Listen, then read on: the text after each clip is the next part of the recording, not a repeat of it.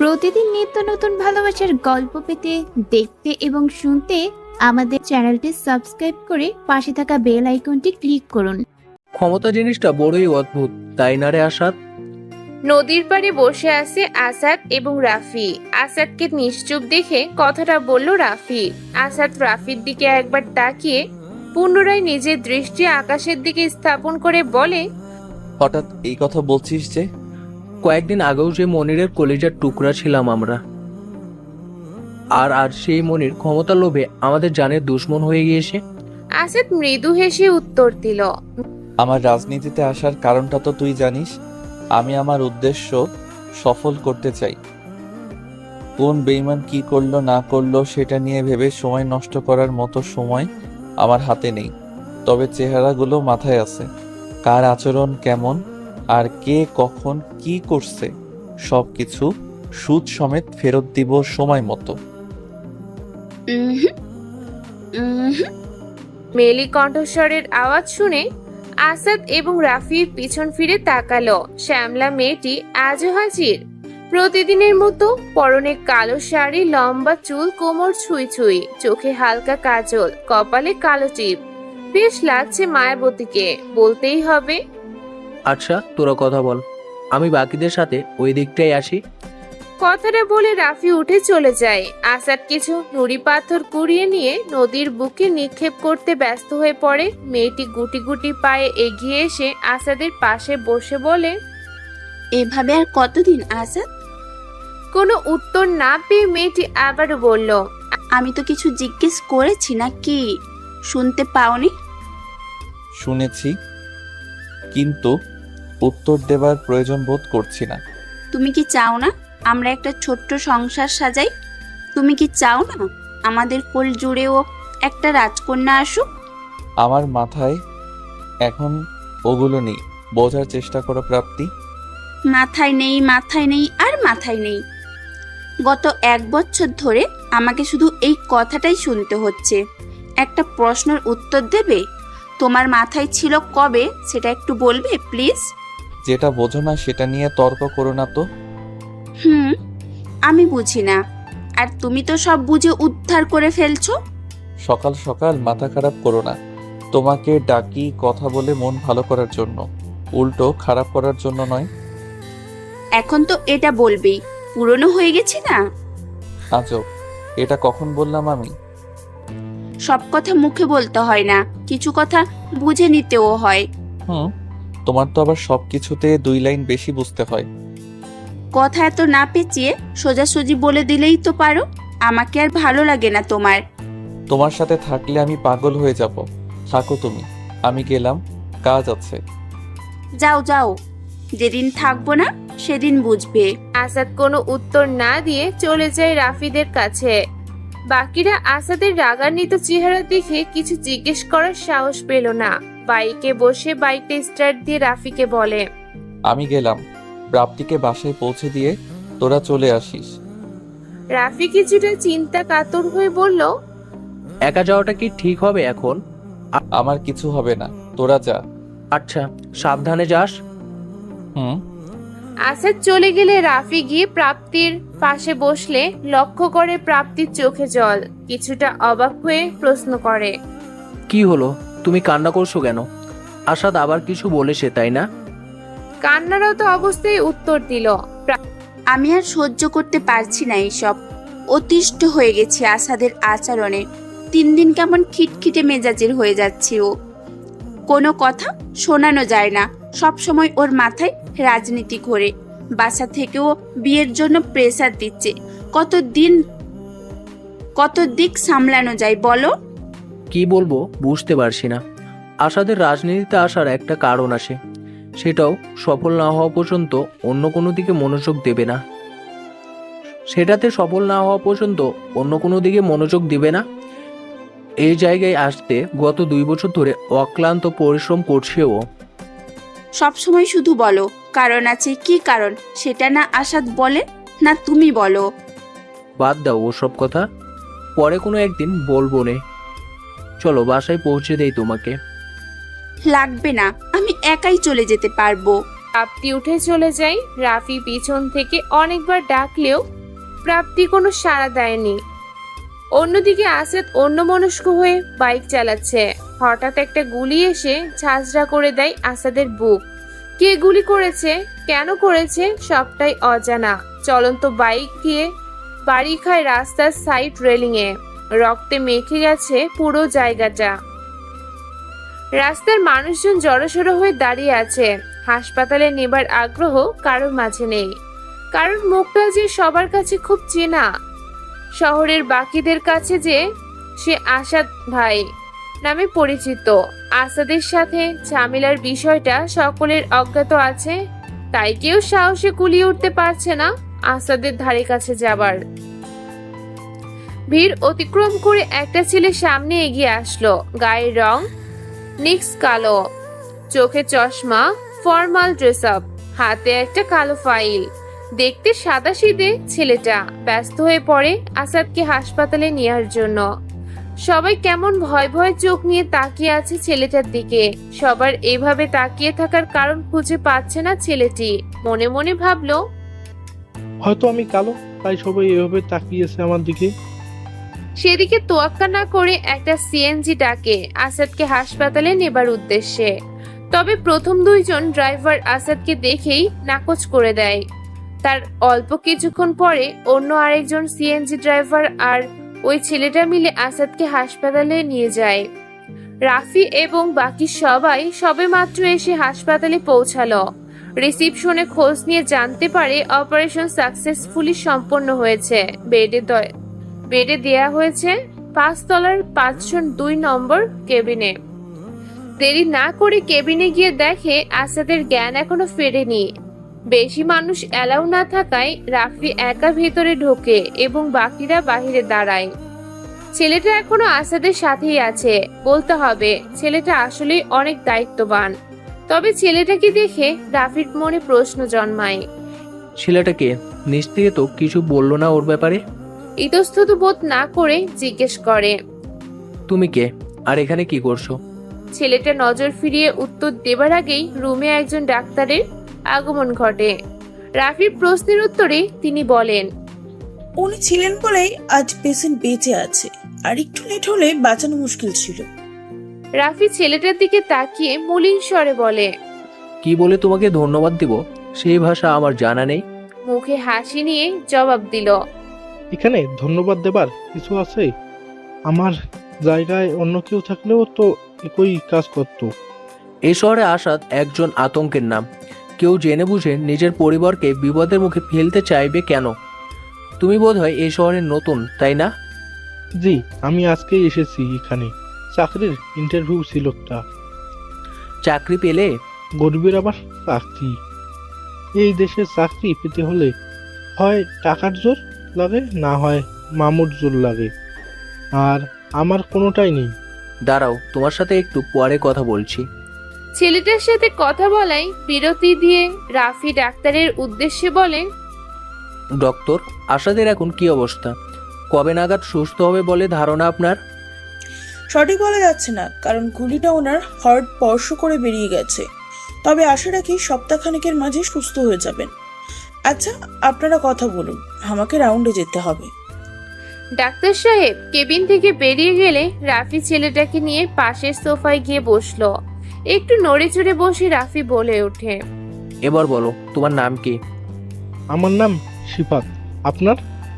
আমি রাফি। আর একটা কথা, আপনাকে আপনি করে বলার দরকার নেই। আমাকে আপনি করে বলার দরকার নেই, তুমি করে বললেই হবে। আচ্ছা, চেষ্টা করব। কাজ করবে?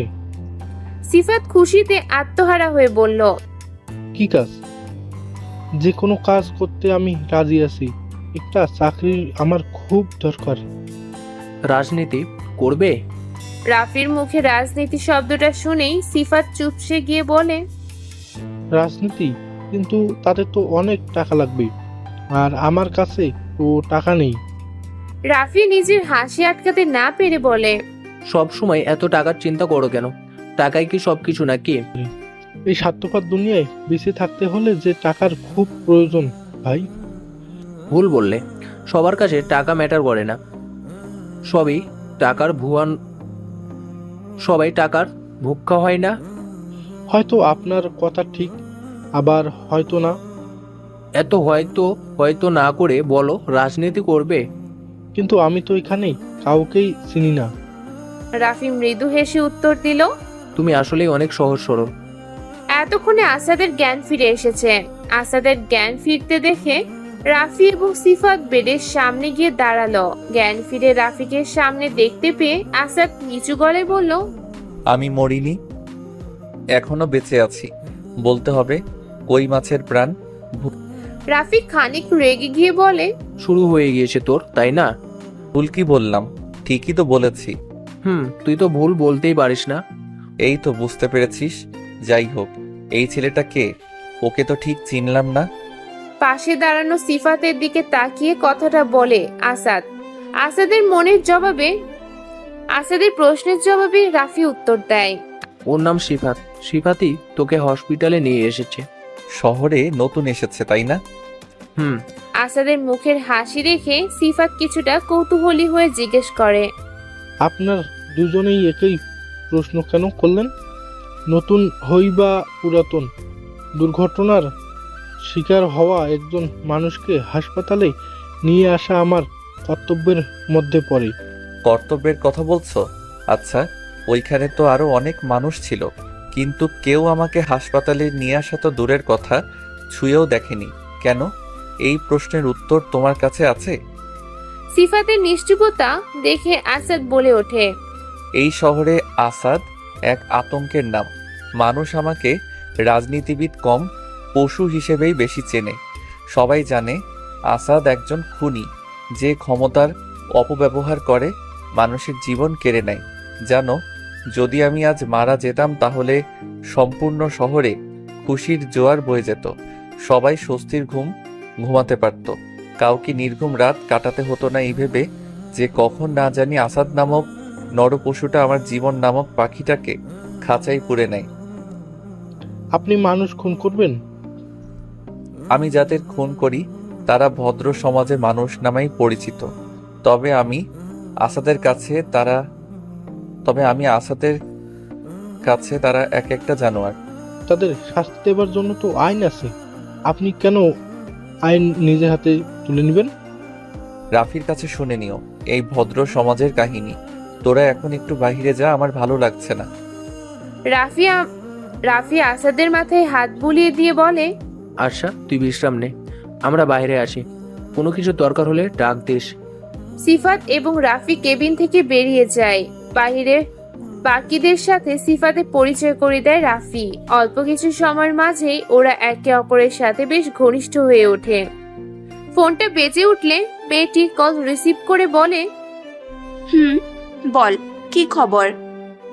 ছেলেটা ভয়ে ভয়ে বলল, আপু, আসাদ এখনো বেঁচে আছে। মানে?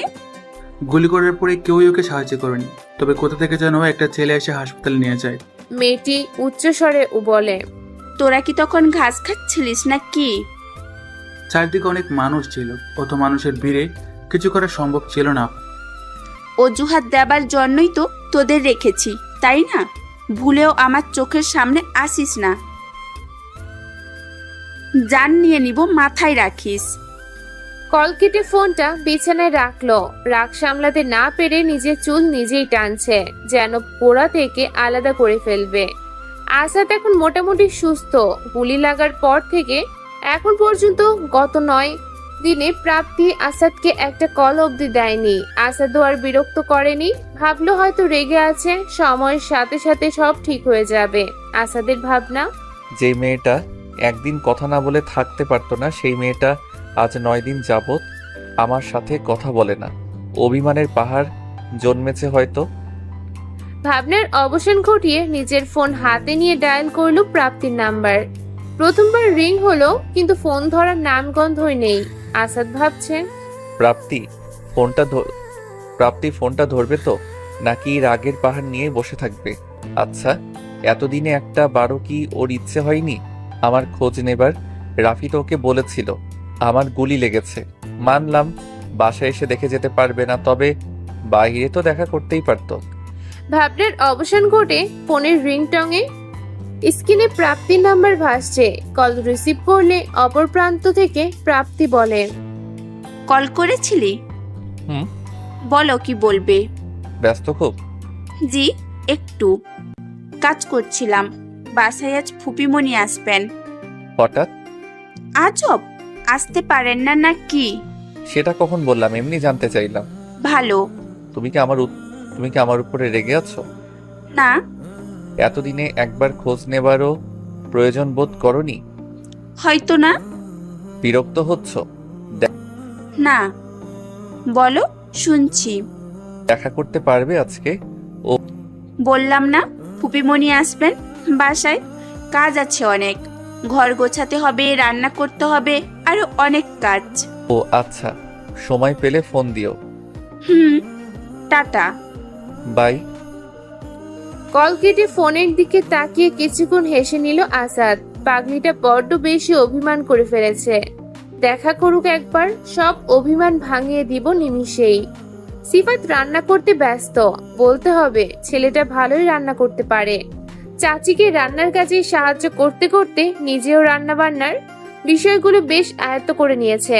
সিফাত ছেলেটা এতিম। যখন ওর বাবা মা মারা যায় তখনও কিছু বুঝতেই শেখেনি। সবে মাত্র বয়স দিনের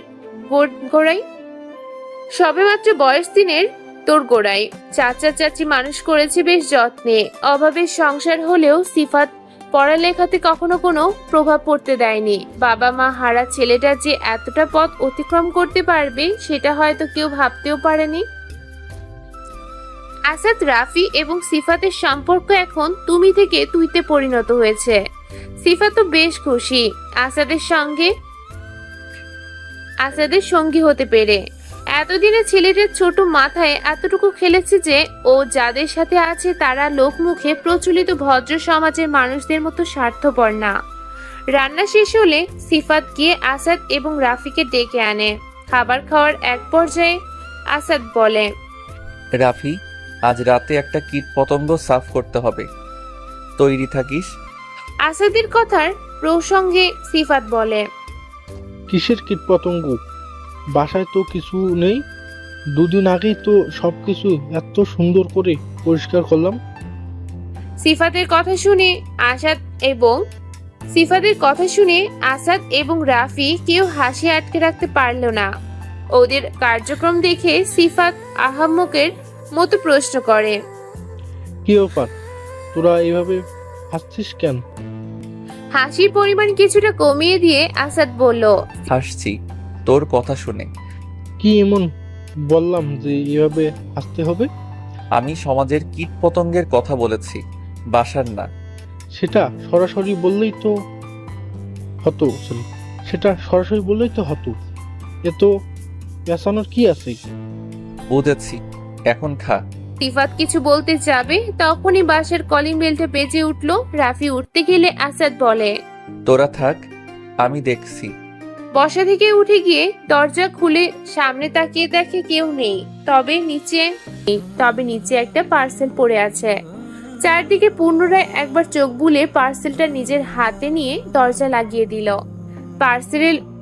পার্সেলের উপর আসাদের নাম লেখা রয়েছে, তবে কোথা থেকে এসেছে সে ব্যাপারে কিছু লেখা নেই।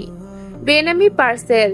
হাতে থাকা পার্সেলটা আসাদ ঘুরিয়ে ঘুরিয়ে দেখছে, কিন্তু বুঝতে পারছে না এটার ভিতরে ঠিক কি আছে বা থাকতে পারে। ড্রয়িং রুমের সোফায় এসে বসে পার্সেলটা কি টেবিলে রেখে নিজের দুই হাঁটুর উপরে দুই ঠোঁট দিয়ে ভর রেখে এক দৃষ্টিতে তাকিয়ে আছে সেদিকে। এতক্ষণে সেখানে আগমন ঘটে সিফাত এবং রাফির। পার্সেলের দিকে নজর পড়তেই রাফি বলে, পার্সেল কে পাঠিয়েছে আসাদ? জানি না, নাম লেখা নেই কারো। খুলে দেখ কি আছে ভিতরে। হুম। আসাদ ব্যস্ত হয়ে পড়ে পার্সেলটা খুলতে। র্যাপিং পেপার ছিঁড়ে বাক্সটা খুলে দেখে ভিতরে প্রাপ্তির একটা ছবি রাখা আছে এবং ছবির পেছনে কালো মার্কার দিয়ে লেখা। ছবিটা দেখে আসাদ যতটা না অবাক হয়েছে তার চেয়ে বেশি অবাক হয়েছে ছবির পিছনে লেখাটা দেখে। আসাদের অবাক চাহনি দেখে সিফাত বলে, রাফি কিছু জিজ্ঞেস না করে ছবিটা আসাদের হাত থেকে নিয়ে সম্পূর্ণ বিষয়টা নিজের আয়ত্তে নিল। আসাদের মুখ থেকে কোনো উত্তর না পেয়ে সিফাতও রাফির ন্যায় একই কাজের পুনরাবৃত্তি ঘটায়। আসাদ এবং রাফি দুজনেই অবাকের শীর্ষে অবস্থান করলেও সিফাত স্বাভাবিকভাবেই রয়েছে। রাফি আসাদকে উদ্দেশ্য করে বলে, এসবের মানে কি? কেউ কি ফাইজলামি করে এগুলো করছে নাকি? আসাদ আত্মবিশ্বাসী দৃষ্টিতে রাফির দিকে তাকিয়ে বলে, না, এমন কাজ কেউ ফাইজলামি করে করবে বলে আমার মনে হয় না। নিশ্চয়ই এর মাঝে কোনো রহস্য আছে, আমি সেটা নিয়ে ভাবছি না। আমার চিন্তা হলো লেখাটা নিয়ে। যেই এই পার্সেলটা পাঠাক না কেন, সে আমার হয় ভালো চায় নতুবা খারাপ চায়, কিন্তু মানুষটা কে হতে পারে? আসাদের কথা শেষ হলে সিফাত মুখে হাসি নিয়ে বলে। সিফাতের কথার আগাগোড়া বুঝতে না পেরে আসাদ প্রশ্ন করে, এর সাথে রাজনীতির কি সম্পর্ক থাকতে পারে? বাহিরে সকল চিন্তা মাথার থেকে ঝেড়ে ফেল, একজন রাজনীতিবিদদের মতো ভাব। আশা করি তোর উত্তর তুই পেয়ে যাবি। সিফাত আর কথা না বাড়িয়ে নিজের রুমের দিকে পা বাড়ায়। সিফাত চলে গেলে আসাদ রাফির দিকে প্রশ্নবিদ্ধ চোখে তাকিয়ে বলে, সিফাত কি বলে গেল এগুলো? বুঝছিস কিছু? আমার ছোট মাথায় এগুলো খেলে না। রে, তুই বরং ভাব। আমি রুমে গেলাম। রাফিরও চলে যায় নিজের রুমে। আসাদ একা বসে আছে, মাথায় জড়ো হয়েছে নানা রকমের প্রশ্ন, কিন্তু উত্তর কে দিবে? ছবিটা নিজের হাতে নিয়ে আসাদ আবার সেই লেখাগুলোতে চোখ বোলায়। লেখাগুলোর কোনো মানে খুঁজে পাচ্ছে না ও। আসাদের ভাবনা কিছুটা এইরকম। আমি বিশ্বাস করি সে আমাকে ভালোবাসে, কিন্তু কার কথা বোঝানো হয়েছে এখানে? প্রাপ্তি। ওর ছবির পিছনেই তো লেখাগুলো রয়েছে, আর প্রাপ্তিও তো আমাকে ভালোই বাসে। তবে শেষের লাইনের মানে কি? প্রাণ ভোমরা বলতে কি বোঝাতে চেয়েছে? ছবিটা টেবিলের উপরে ছুঁড়ে ফেলে তার হাত দিয়ে নিজের চুলগুলো টানতে টানতে আসাদ বলে, উফ, কিচ্ছু বুঝতে পারছি না আমি। মানে কি এইসবের? মাথার উপর দিয়ে যাচ্ছে সবকিছু। পল্লব ভাই একটা কথা বলেছিল, যখন আমি রাজনীতিতে নতুন নতুন পা রেখেছি, তখন রাজনীতিতে নিজের ছায়াকেও বিশ্বাস করতে নেই।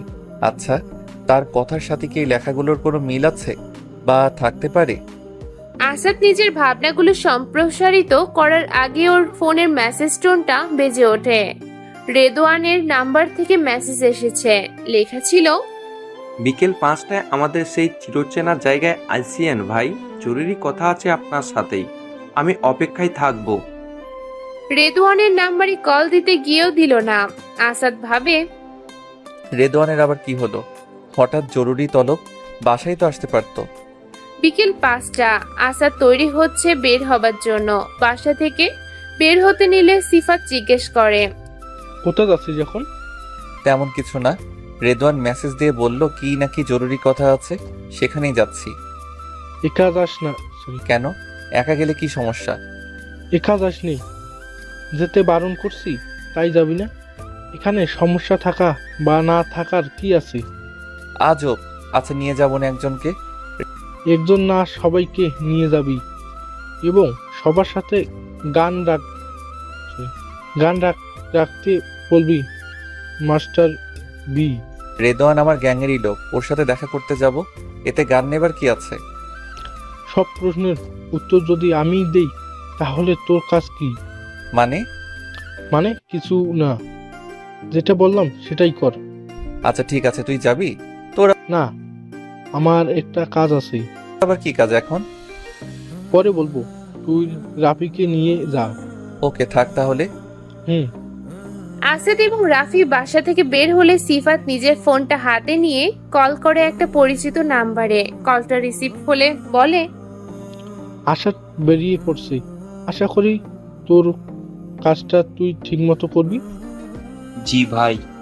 কল কেটে একটা রহস্যময় হাসি হাসে সিফাত, যে হাসির গভীরতা হয়তো অনেকটা বেশি। আসাদের বাইক এসে থামে গাজীপুর সালনার একটা পুরাতন ফ্যাক্টরির সামনে। সিফাত বারবার বলে দিলেও আসাদ রাফি ছাড়া অন্য কাউকে সাথে আনেনি। বাইক থেকে নেমে ভিতরে চলে যায়, কিন্তু রেদওয়ানকে কোথাও দেখতে পাচ্ছে না। উপায়ন্তর ফোন করে রেদওয়ানের নাম্বারে। সিলেটের একটা টং দোকানে বসে চা খাচ্ছে রেদওয়ান এবং ওর কয়েকজন বন্ধু। হঠাৎ ফোনের রিংটং বাজলে পকেট থেকে ফোন বের করে দেখে আসাদের নাম্বার থেকে কল এসেছে। 7-5 না ভেবে কলটা রিসিভ করে বলে, আসসালামু আলাইকুম ভাই। ওয়ালাইকুম আসসালাম। কোথায় তুই? এখনো আসছিস না যে? আমি অপেক্ষা করছি।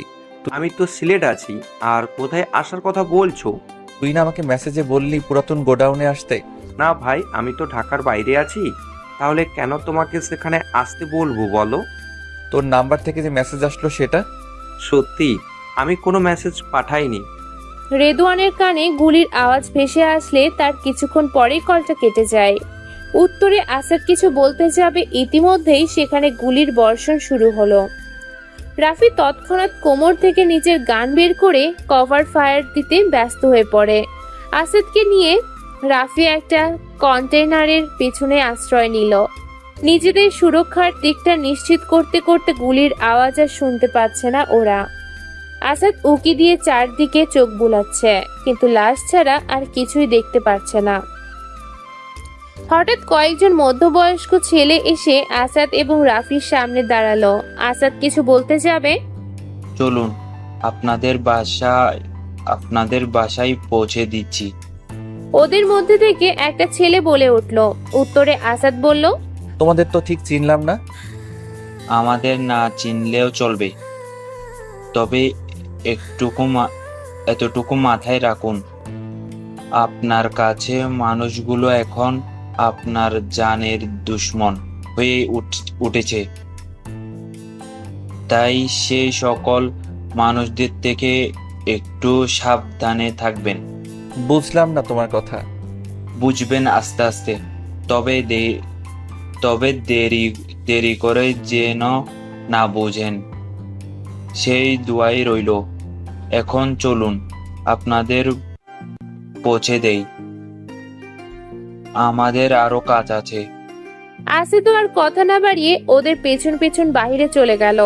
বাইকে উঠতে গেলে অন্য একজন ছেলে আসাদের হাত থেকে বাইকের চাবিটা নিয়ে বলে, গাড়িতে উঠুন আমাদের সাথে, বাইক আপনার বাসায় পৌঁছা যাবে। গাড়ি এসে বাসার সামনে থামলে আসাদ এবং রাফি ওদের ধন্যবাদ জানিয়ে ভিতরে চলে যায়। ড্রয়িং রুমে পায়চারি করছে সিফাত। দরজা খোলা থাকায় আসাদ এসে ড্রয়িং রুমের সোফায় নিজের তাশরিফ জমিয়ে একটা দীর্ঘশ্বাস ত্যাগ করলো। সিফাত দেখতে পেয়ে প্রশ্ন করে, একা গিয়েছিলি? আসাদের তরফ থেকে কোনো উত্তর না পেয়ে সিফাত আবারও বলে, কি হলো, কিছু জিজ্ঞেস করছি তো নাকি? একা কেন গিয়েছিলি? সবাইকে সাথে নিয়ে যেতে বলছিলাম না? ভাবিনি এমন কিছু হবে। কি হয়েছে? আসাদ সবটা খুলে বললে সিফাত হাতে তালি দিয়ে বলে, বাহ, ভালো তো। সবসময় শুধু রাজনীতি নিয়ে পড়ে থাকিস, বাইক কোনো জ্ঞান তো মাথায় নেই। সুপ্রিম বুঝিস? ইসপ্রুফিং? হ্যাঁ, সুপ্রিম। ইসপ্রুফিং সেটা কি?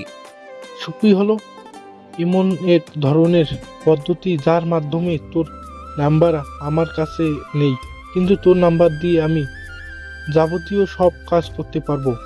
যেমন কাউকে মেসেজ পাঠানো বা কল দেওয়া। একই কাজ ইমেল দেওয়া করা হয়, একই কাজ ইমেল দিয়েও করা হয়। কিন্তু কেউ আমার সাথে এমনটা কেন করবে? কি স্বার্থ থাকতে পারে তার? স্বার্থ তো একটাই, কি? তোর জীবন নেয়া। তুইও এই কথা বলছিস? সকালে আসলো পার্সেল আর এখন তুই? যেটা দেখছি, যেটা বুঝছি সেটাই বলছি। সুপ্রিম করে তোকে পুরনো গোডাউনে ডাকা, তোর উপরে হামলা হওয়া, সবকিছু তোর আর কালকাতিও হতে পারে না, তাই না কি? তোর কথায় যুক্তি আছে, কিন্তু এই কাজগুলো কে বা কারা করেছে সেটাই তো বুঝতে পারছি না। কারা না বল কে? তুই এতটা নিশ্চিত হয়ে কিভাবে বলছিস? সকালের লেখাগুলো নিয়ে একটু লেখা করা শেখ, বুঝতে পারবি। যাই হোক, তোরা বিশ্রাম নে, আমি বাহির থেকে একটু হেঁটে আসি। ভালো লাগছে না বসে থাকতে। আচ্ছা যা। আসাদ সবটা খুলে বললে সিফাত হাতে তালি দিয়ে বলে। সিফাত বাসা থেকে বের হয়ে শান্ত মনে রাস্তা দিয়ে হাঁটছে। হঠাৎ একটা কালো জিপ গাড়ি এসে থামে ওর সামনে। শোন, আমাদের দিকে সব সময় নজর রাখবি, কারণ আমাদের জীবনের ঝুঁকি এখন অত্যাধিক মাত্রায় বেড়ে গেছে। সে আসাদকে প্রাণে না মারা অবধি শান্তি পাবে না। ভাই, আমরা তো জানি কাজটা কে করেছে। তাকে রাস্তা থেকে সরিয়ে দিলে তো হয়। না, আমি চাই আসাদ এই রহস্যের শিখরে পৌঁছাক। পারবে কি? জানা নেই আমার। আসাদ নিজেকে রাজনীতিবাদ বলে দাবি করে, কিন্তু ও এখনো রাজনীতিতে ভীষণ রকমের কাঁচা একজন খেলোয়াড়। রাজনীতির মারপ্যাচ বুঝে উঠতে ওর অনেকটা সময় পার হয়ে যাবে। তুমি যেটা ভালো বোঝো। আমরা সাদের ছায়া হয়ে থাকব। তুমি সেই বিষয়ে চিন্তা করো না। নিরাশ যেন হতে না হয়, সেদিকে খেয়াল রাখিস। আচ্ছা ভাই। জি। আমাকে নামিয়ে দিয়ে আয়, অনেকটা সময় পার হয়ে গেছে। ফোনের স্ক্রিনে প্রাপ্তির ছবি ভাসছে। আসাদ এক মনে তাকিয়ে আছে সেদিকে। কেউ যে ওর জানের ভুখা হয়ে উঠেছে সেই চিন্তা এখন ওর মাথায় নেই। প্রাপ্তির সাথে কাটানো সুন্দর মুহূর্তগুলো জড়সড় হয়ে আছে ওর ভাবনা জুড়ে। শেষ বিকেলে নদীর পাড়ে হাত ধরে হাঁটা, প্রাপ্তির দুষ্টুমি ভরা কথা। আসাদ নিজেকে ভাগ্যবান মনে করে প্রাপ্তিকে নিজের জীবনের অংশ করতে পেরে। তবে সময়ের সাথে সাথে সেই ভাগ্যটা যেন দুর্ভাগ্যে পরিণত না হয়, সেটাই দেখার বিষয়। রাত অনেক হয়েছে, কিন্তু কারোর পেটেই খাবার পড়েনি। রাফি এসে একবার আসাদকে ডেকে গেছে, কিন্তু আসাদ নাকচ করে দেয় খাবে না বলে। তাই রাফিও আর জোর করেনি। রাত প্রায় 2টো। আসাদ এবং রাফি নিজের কাজে বেরিয়ে পড়েছে। শরীরের ভদ্রলোকের ট্যাগ লাগানো কারোর হয়তো জীবনযাত্রার সমাপ্তি ঘটবে আজ, নাকি সব ভাবনা চিন্তাগুলো রং বদলাবে আসাদের অজান্তেই। শিক্ষক নামটা শুনলেই একটা স্বস্তি পাওয়া যায়, তাই না? যে ছাত্রদের নিজের হাতে গড়ে তোলে স্নেহ ভালোবাসা দিয়ে। আচ্ছা, একজন রক্ষক যদি ভক্ষক হয়ে ওঠে তখন তার কি শাস্তি হওয়া উচিত? আসাদের মতে মৃত্যুর চেয়ে বড় শাস্তি কাউকে দেয়া যায় না। তেমনই এক শিক্ষকের গল্পের সমাপ্তি ঘটাবে আসাদ, যে শিক্ষক পড়ানোর নামে ছোট ছোট মেয়েদের যৌন হয়রানির শিকার করে। বর্তমান সমাজের পরিস্থিতি হলো এমন, বাবা মা দুজনে কাজের সূত্রে দিনের বেশিরভাগ সময় ঘরের বাইরে থাকেন। হয়তো কেউ বাসায় আয়া রেখে দেন ছেলে মেয়েদের একাকিত্ব দূর করার জন্য, আর কেউ কেউ রাখেন না এই ভেবে ছেলে মেয়ে তো দিনের 3/4 সময় প্রাইভেট আর পড়ালেখা নিয়ে ব্যস্ত থাকবে, বন্ধু বান্ধবদের সাথে থাকবে, কথা বলবে। একাকিত্ব কি সেটা বোঝার সুযোগই হয়ে উঠবে না। বাবা মা টাকা কামাতে এতটাই ব্যস্ত যে তার মেয়ে কোন পরিস্থিতিতে আছে সেটা খোঁজ রাখার সময়টুকু হয়ে ওঠে না তাদের কাছে। এমনও মেয়ে আছে যারা পুরো ব্যাপারটা বুঝতে বুঝতেই অনেকটা সময় পার হয়ে যায়, আর যখন বুঝতে পারে তখন হয়তো কিছুই করার থাকে না। লোক লজ্জার ভয়ে কাউকেও বলতেও পারে না। এই সময়টা যে কতটা কষ্টের সেটা হয়তো সেই বুঝতে পারবে যে এবার যারা এই পরিস্থিতির সম্মুখীন হয়েছে বা ভবিষ্যতে হবে। এই ধরনের বিষয়গুলো যে শুধু শিক্ষকরাই করে এমনটা কিন্তু না। পরিবার পরিজন আত্মীয় স্বজনদের মাঝেও এমন কিছু নরপিশাচ থাকে যারা ভালো মানুষের আড়ালে নিজেদের স্বার্থ হাসিল করতে ব্যস্ত। এমন মানুষগুলো খুবই ভয়ঙ্কর প্রকৃতির হয়, বিষাক্ত হয়। তাদেরকে খালি চোখে চেনা যায় না, কিন্তু তাদের বিষক্রিয়া মারাত্মক। আশাদের কাজ শেষ। সকালে খবরের কাগজের হেডলাইন হবে শিক্ষক নামের একজন নরপশু হত্যা। না, একটু ভুল বলে ফেললাম। এই ভদ্রলোকের সমাজে তো সত্যের চেয়ে মিথ্যার দাপট বেশি, তাই হয়তো এই খবরটাও বাকি খবরের আড়ালে চাপা পড়ে যাবে। অনেকদিন পর আসাদ আজ ক্যাম্পাসে এসেছে। ক্যাম্পাসে এসেছে। গুলি লাগার পর থেকে আর আসা হয়নি। একটা শাস্তির নিঃশ্বাস ত্যাগ করে ক্যান্টিনের পাশে দাঁড়িয়ে থাকা পরিচিত শিমুল গাছটার নিচে তাকালে দেখে প্রাপ্তি ওর কয়েকজন বান্ধবীর সাথে বসে আছে নির্জীব মনে। আসাদকে আসতে দেখে বাকিরা উঠে যায়। প্রাপ্তি তখনও দেখেনি আসাদকে। কাহিনী বুঝতে না পেরে বলে ওঠে, কি রে, সবাই চলে যাচ্ছিস কেন? আসাদকে দেখতে পেয়ে সম্পূর্ণ বিষয়টা প্রাপ্তির বোধগম্য হলো। তাই আর কিছু না বলে পুনরায় নিজের দৃষ্টি অন্যদিকে ফিরিয়ে নিল। আসাদ প্রাপ্তির পাশে বসে বলে ওঠে, মন খারাপ? জি না। তাহলে কথা বলার ইচ্ছা নেই? না, নেই। চলে যাব তাহলে? তোমার ইচ্ছা। ভার্সিটিটা তো আর আমার একার না যে আমি যা বলবো তাই হবে। এমনিতে তোমার ভয়ে কোনো ছেলে আমার সাথে কথা বলতে চায় না। ছেলেদের সাথে কথা বলতে চাও তুমি? শুধু কি ছেলেরা, মেয়েরাও তো কথা বলে না আমার সাথে, কয়েকজন ছাড়া। আমি কি তাদের বারণ করেছি তোমার সাথে কথা বলতে বা না মিশতে? হয়তো করেছো। তোমাকে এর আগেও অনেকবার বলেছি, হয় আমাকে বেছে নাও, নতুবা তুমি রাজনীতি নিয়ে থাকো। একটা কথা মনে আছে তোমার? কি কথা?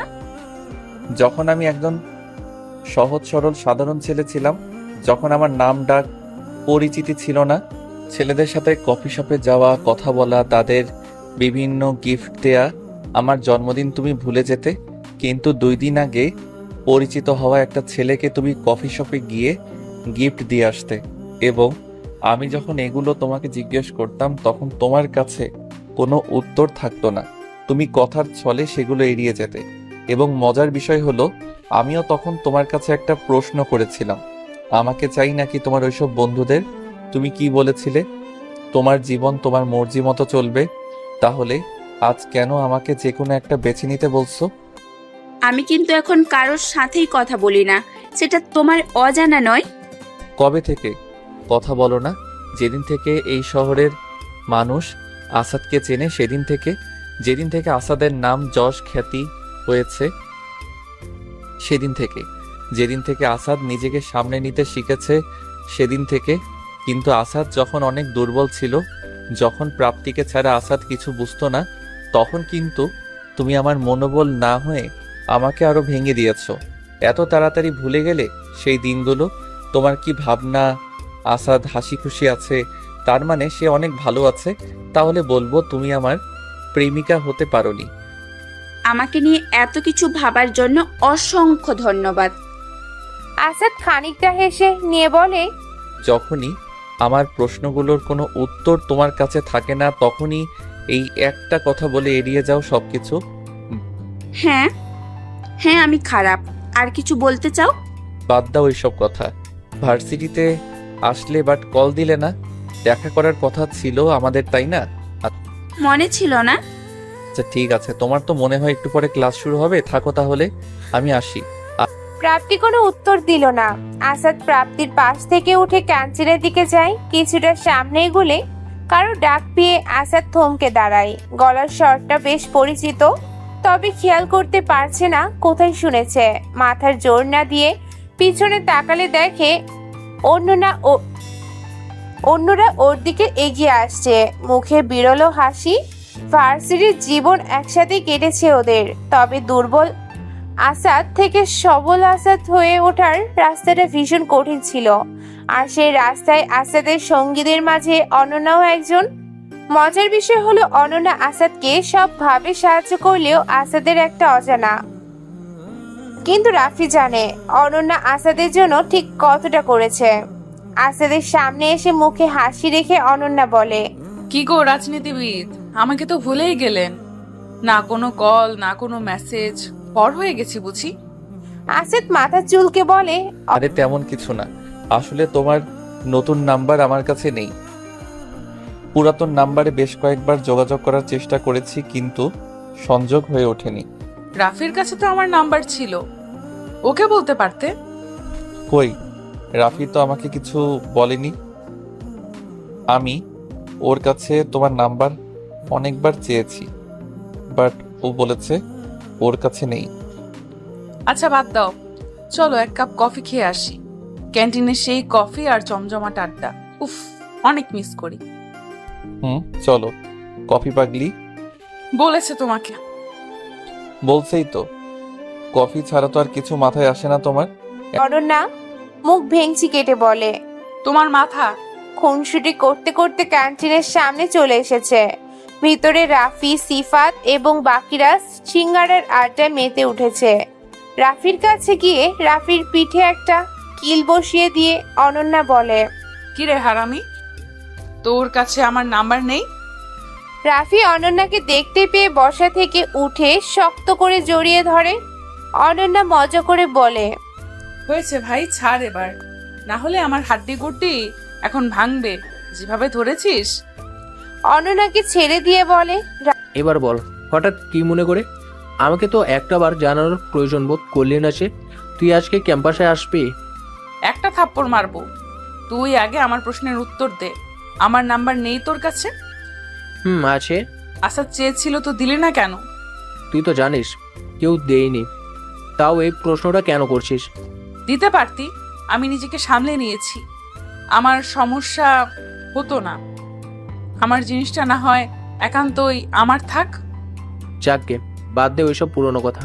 এখন বল, তুই দেশে আসলি কবে? এই তো গতকাল রাতে এসেছি। নিজেকে আর আটকে রাখতে পারলাম না ক্যাম্পাসে আসা থেকে, তাই চলে এলাম টহল দিতে। ভালো করেছিস।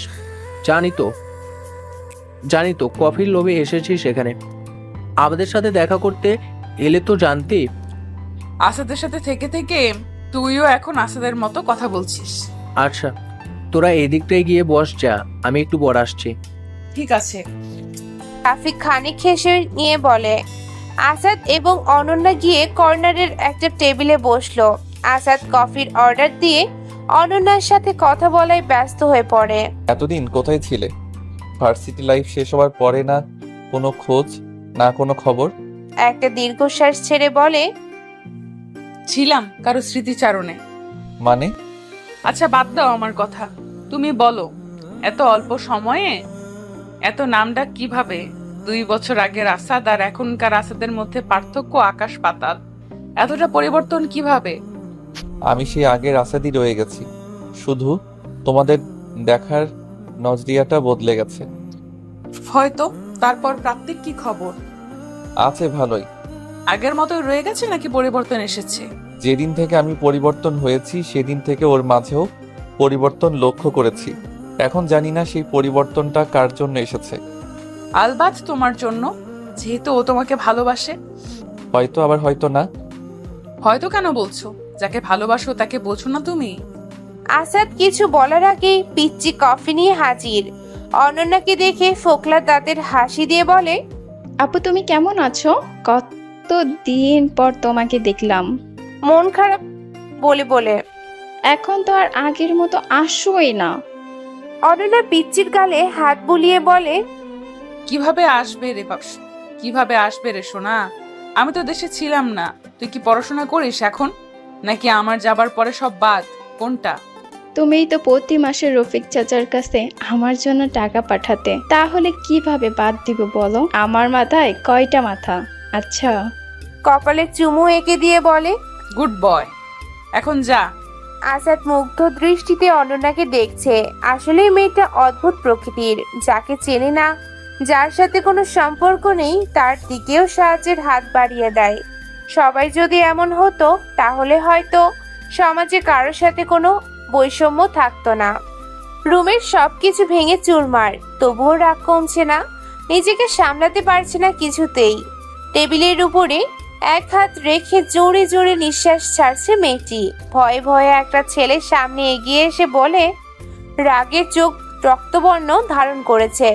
রক্তবর্ণ চোখে ছেলেটার দিকে তাকালেই চোখের ছাদ সহ্য করতে না পেরে মাথা নিচু করে ছেলেটা ফেলে। মুচকে এসে বলে, শান্ত হব? হ্যাঁ, আমি শান্ত হব, তবে যেদিন আমার দেওয়া কাজটা তোরা সম্পূর্ণ করতে পারবি। 2 দিন সুযোগ করে দিলাম, কিন্তু লাভ কি হলো? ব্যর্থ। তোরা তো জানিস ব্যর্থতা জিনিসটা আমার সহ্য হয় না। শেষ আরেকটা সুযোগ দিলাম, হয় আসাদকে মেরে ফেল, না হয় তোদের মৃত্যুকেও আটকাতে পারবে না। কথাটা যেন মাথায় থাকে। আমি বারবার বলবো না। আসাদ বাসায় এসে পৌঁছেছে। অনন্যার সাথে সময়গুলো বেশ ভালোই কেটেছে ওর। পুরনো স্মৃতিগুলো আবার জেগে বসেছে। ভার্সিটির সেই দিনগুলোর কথা মাথায় আসতেই আসাদ নিজের অজান্তেই হেসে ফেলে। সিফাত রুমে ঢুকে দেখে আসাদ আপন মনে হাসছে। বিছানায় নিজের তাশরিফ জমিয়ে কিছুটা কৌতূহল নিয়ে প্রশ্ন করে, রে হাসছিস কেন? হাসছি নিজের অবস্থার উপরে। কেমন ছিলাম আর কেমন হয়ে গেলাম। বাদ দে সব পুরনো কথা। যার জন্য তোর কাছে আসা লেখাগুলো সব ধ্যান করতে পারলি? হ্যাঁ পারছি, তবে ভাবিনি কখন আমার সাথে এমনটা হবার ছিল। ভাবিসনি তো এখন ভেবে নে। মানতে খুব কষ্ট হচ্ছে। একটা চিরচেনা মানুষের এমন হঠাৎ পরিবর্তন কিভাবে মেনে নেই বলো? যাকে তুই চিরচেনা বলিস তার কাছে তুই অপরিচিত।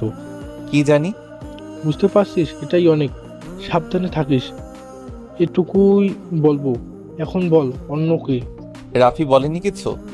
আমি তোর মুখ থেকে শুনতে চাচ্ছি। আমার ক্লাসমেট ছিল, ভার্সিটি লাইফ একসাথে কেটেছে আমাদের। খুব ভালো একটা মেয়ে, মনটা অনেক পরিষ্কার। বাকি সবার মতো মনে অত শত প্যাচগোজ নাই।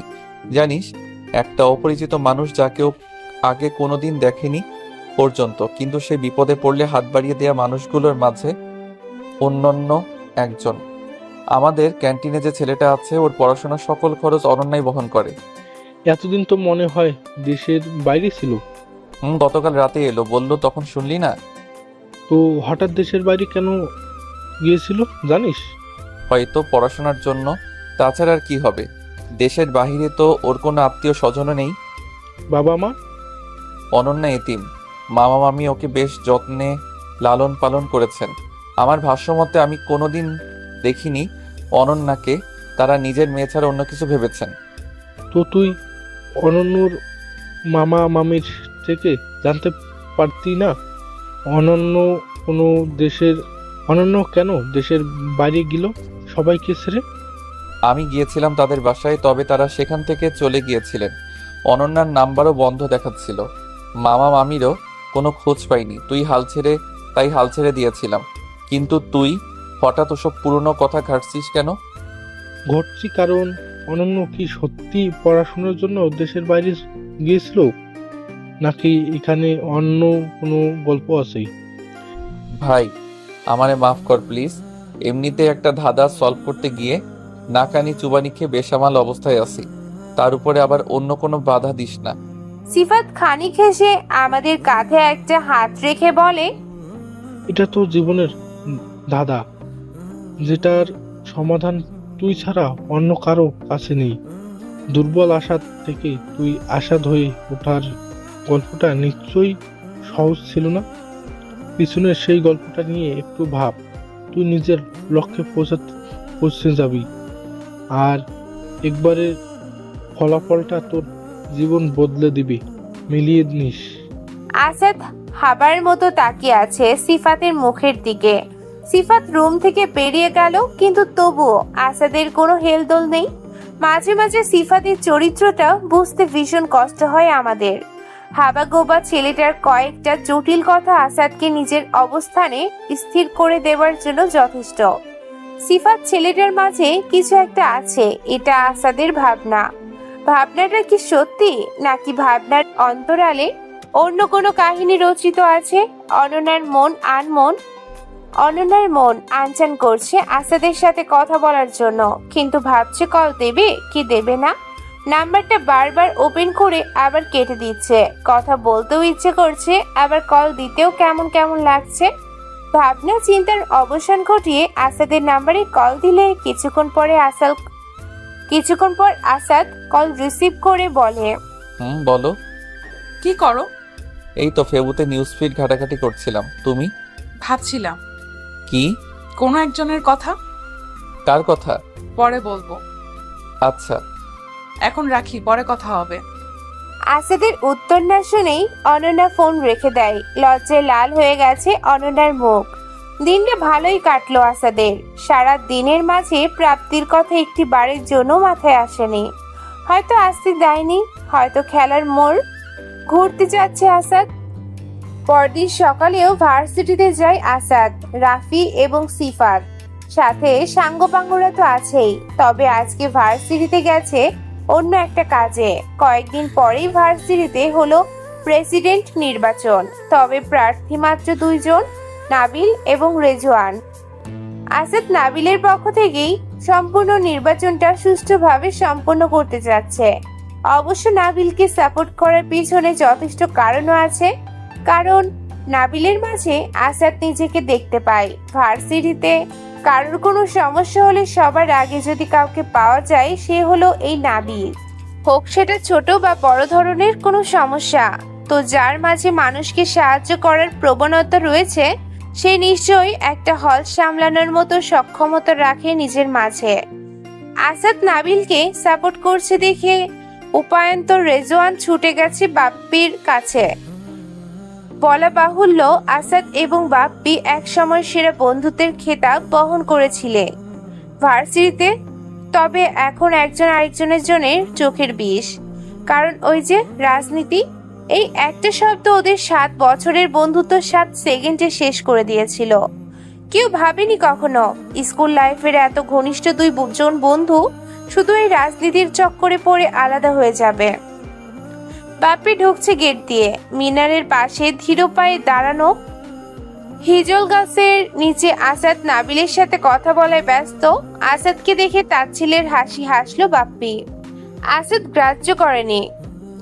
দুজনের চোখাচোখি শেষ হলে বাপ্পি মিনারের 2 সিঁড়ি উপরে উঠে হাতে একটা মাইক নিয়ে বলে, আর কয়েকদিন পরেই তো ইলেকশন। নিশ্চয়ই তোমরা জানো ভোটটা কাকে দিতে হবে বা কাকে দিলে তোমরা সবচেয়ে বেশি উপকারী হবে। এখন আসি মূল কথায়, প্রেসিডেন্ট সবাই হতে পারে, কিন্তু সবাই দায়িত্ব পালন করতে পারে না। তাই দায়িত্ববান কেউ এই পদ রাখার যোগ্যতা রাখে বলে আমি মনে করি। আমার মতে রেজওয়ানের চেয়ে ভালো প্রেসিডেন্ট তোমরা অত্র ভার্সিটিতে চিরনির তল্লাশি চালালেও আরেকজন পাবে না। তাই কারোর প্ররোচনায় না এসে নিজেদের ভালোটা বুঝতে শেখো। কথাগুলো বলে খানিক জিরিয়ে নিল বাপ্পি। অতঃপর আসাদের দিকে তাকিয়ে ঠাট্টার ছলে বলে, অনেকেই তো কোনো যোগ্যতাই ছাড়াই রাজনীতিতে চলে আসে, অতএব সেই সব যোগ্যতাহীন মানুষদের যতটা পারবে এড়িয়ে চলবে। নিজের কথাগুলো শেষ করে মুচকি হেসে হাত দিয়ে মাইকটা এগিয়ে আহ্বান করে আসাদকে নিজের কথা বলার জন্য। আসাদও প্রত্যুত্তরে মুচকি হেসে মাইকটা হাতে তুলে নেয়। 2 আঙ্গুল দিয়ে মাইকে 2 বাড়ি মেরে বলতে আরম্ভ করে, সবাই এত দূরে দূরে দাঁড়িয়ে আছো কেন? মিনারের কাছে এসো, কথা আছে তোমাদের সাথে। আসাদের ডাকে সকালে সাড়া দিয়ে ধীরে ধীরে মিনারের কাছে এসে ভিড় জমালো। আসাদ বলে, তোমাদের কাছে আমার কিছু প্রশ্ন আছে, সকলে উত্তর দেবে আশা করি। সকলে হ্যাঁ সূচক মাথা নাড়ালে আসাদের প্রথম প্রশ্ন, মনে করো তোমাদের সামনে 2 মোবাইল আছে। একটা দেখতে অনেক সুন্দর, পিছনে 4টা ক্যামেরা, ফিঙ্গারপ্রিন্ট সেন্সরও আছে, বড় সাইজের ডিসপ্লে, কিন্তু প্রসেসর ভালো না। অন্য ফোনে প্রথমটার মতো 4টা ক্যামেরা নেই, অনেক বড় ডিসপ্লে নেই, কিন্তু প্রসেসর অনেক ভালো। এখন আমার প্রশ্ন হলো, তোমরা কোনটা বেছে নেবে, প্রথমটা নাকি দ্বিতীয়টা? সকলে উচ্চস্বরে বলে উঠল। আসাদের মুখে হাসি ফুটলো। বাপ্পি রাগে ফুঁসছে কিন্তু কিছু বলছে না। আসাদ আবার নিজের কাছে মনোযোগ দিল। এবার আরেকটা প্রশ্ন করি কেমন?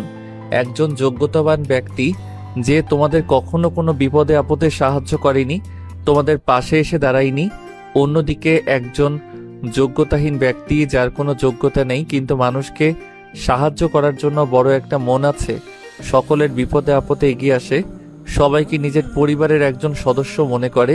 এবার বলো, কাকে চাই তোমাদের, যোগ্যতাবান নাকি যোগ্যতাহীন? এবারও সবার উত্তর আসাদের পক্ষে এলো। বাপ্পি নীরব দর্শকের ভূমিকা পালন করছে।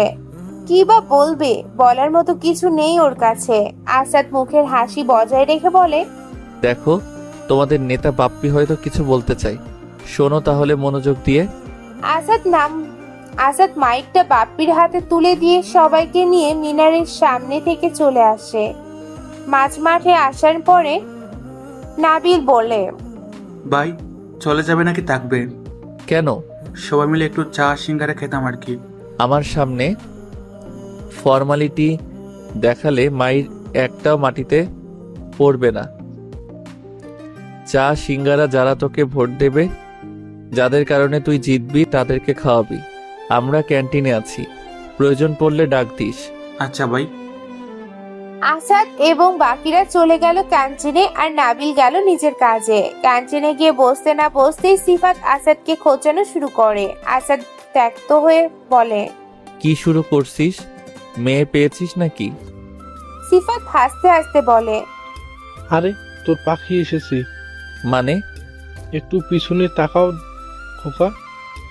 আসাদ পিছনে তাকিয়ে দেখে অনন্যা আসছে, তবে আজ চোখ ফেরাতে পারছে না অনন্যার থেকে। কালো শাড়ি, কালো টিপ বেশ মানিয়েছে মেয়েটাকে। মুখে মাতাল করা হাসি আসাদকে বেকাবু করে তুলছে। আসাদ নিজেকে সামলাতে পারছে না, অবস্থা বেশি বেগতিক হবার আগে আসাদ নিজের চোখ ফিরিয়ে নেয়। আসাদের অবস্থা দেখে কেউ নিজের হাসি আটকে রাখতে পারলো না, অট্ট হাসিতে ফেটে পড়ে সবাই। ইতিমধ্যে অনন্যাও সেখানে এসে হাজির। বেশ উৎফুল্লের সাথে জিজ্ঞেস করে, কি ব্যাপার, তোমরা এত হাসাহাসি করছো কেন? আমাকেও বলো। রাফি আসাদের কাঁধে হাত রেখে বলে, তেমন কিছু না, আসলে একজন হারিয়ে ফেলেছিল নিজেকে অন্যজনের মাঝে, সেটাই দেখেই হাসছি। এভাবে অর্ধেক কথা বলিস কেন? লাত্তি মারমু, পুরোটা বল। আরে একটা কুত্তার বাচ্চা একটা কুত্তির দিকে হা করে তাকিয়েছিল, সেটাই বলছি। কুত্তা? কেমন ভাষা? কুকুর বলতে পারিস না? ওরা কুকুর না, ওরা কুত্তা। কই দেখি। রাফি বিড়বিড় করে বলে, নিজেকে কিভাবে দেখবি? এখানে তো আর আয়না নেই। কি বললি? শুনতে পাইনি। রাফি মুখ খোলার আগেই আসাদ বসা থেকে দাঁড়িয়ে অনন্যাকে বলে, আরে ওদের কথা বাদ দাও তো, চলো ওই দিকটায় গিয়ে বসি। আচ্ছা চলো। বসবে নাকি হাঁটবে? খুশি হয়ে বলে, চলো হাঁটি। অতঃপর আর কি, দুজন মিলে বেরিয়ে পড়ে কিছুটা আনন্দ খোঁজার উদ্দেশ্যে। তবে ভার্সিটির বাহিরে বাইকে উঠতে গেলে দেখা হয় প্রাপ্তির সাথে। প্রাপ্তি আসাদের দিকে তাকিয়ে বলে, এসব কি আসাদ? তুমি ওর সাথে কি করছো? প্রাপ্তির কানের কাছে মুখ নিয়ে গিয়ে আসাদ বলে, তুমি আমার সেই ছাত্রী যাকে আমি শিখিয়েছি সব নিজের হাতে। শিষ্য হয়ে গুরুকে তুমি মারবে কি শর্তে? যদি করতে ভুল তবে ক্ষমা পেতে বারংবার। তবে করেছো যে অন্যায়, তুমি বলো সেটার কি ক্ষমা হয়? প্রাপ্তির কানের কাছে মুখ নিয়ে গিয়ে আসাদ বলে। প্রাপ্তি নির্বাক, বলার ভাষা হারিয়ে ফেলেছে। আসাদ মুচকি এসে অনন্যাকে নিয়ে বেরিয়ে গেল প্রাপ্তির সামনে থেকে।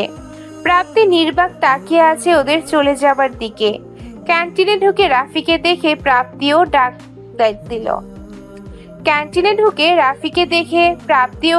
দিল। প্রাপ্তির ডাকে সাড়া দিয়ে রাফি বলে, বলো। সময় হবে তোমার কাছে? কেন? কিছু কথা ছিল। বলো না। এখানে নয়, ওই দিকটা চলো। কেন? এখানে বলে কি প্রবলেম? এত প্রশ্ন না করে চলো প্লিজ। আচ্ছা চলো। হাত দিয়ে ক্যান্টিনের পেছনের গেটের দিকে ইশারা করে বলে প্রাপ্তি। রাফি চলে যেতে নিলে সিফাত প্রশ্ন করে, কোথায় যাচ্ছিস? এই তো একটু পিছনের গেটে যাচ্ছি। কেন? প্রাপ্তি নাকি কি বলবে তার জন্য। যা বলার এখানে বলতে বল, অন্য কোথাও যাবার প্রয়োজন নেই। প্রাপ্তির নাকি সমস্যা আছে এখানে, তোরা একটু বস, আমি এক্ষুনি চলে আসবো। আমি কিন্তু বারণ করছি না। সিফাতের কথা তোয়াক্কা না করে রাফি চলে যায় প্রাপ্তির সাথে। পিছনে গেটের সামনে গিয়ে দাঁড়িয়ে রাফি বলে, বলো কি বলবে? বলবো না, করব। মানে? 1 2 3 সারপ্রাইজ। আসাদ এবং অনন্যা ভার্সিটিতে ফিরে এসেছে। বাইক থেকে নেমে অনন্যা আসাদের হাতের উপরে হাত রেখে বলে, থ্যাঙ্কস এত সুন্দর একটা সময় আমাকে উপহার দেওয়ার জন্য। শুধু থ্যাঙ্কস? তাহলে খিচুড়ি হলে মন্দ হতো না। অনন্যা মুচকে এসে বলে, ও এই ব্যাপার। আচ্ছা ঠিক আছে, কালকে বানিয়ে আনবো। ওকে তুই ভিতরে যাও, আমি বাইক রেখে আসছি। একসাথেই যাই, সমস্যা নেই। তাহলে একটু ওয়েট করো। আসাদ বাইক পার করে এসে চলো। আসাদ এবং অনন্যা ক্যান্টিনে গিয়ে দেখে সিফাত এবং বাকিরা বসে আছে, তবে রাফি নেই। সিফাতের কাছে জিজ্ঞেস করলে বলে, রাফি তো রাত্রির সাথে ক্যান্টিনের পিছনের গেটে গেছে। কখন গেছে? তা প্রায় 1 ঘন্টার মতো হয়েছে। পাগল নাকি, তুই আটকাতে পারলি না? আমি অনেকবার বলছি রাফিকে, কিন্তু ও শোনেননি। শোনেনি বলে তুই নিশ্চিন্তে এখানে বসে আছিস, তাই তো?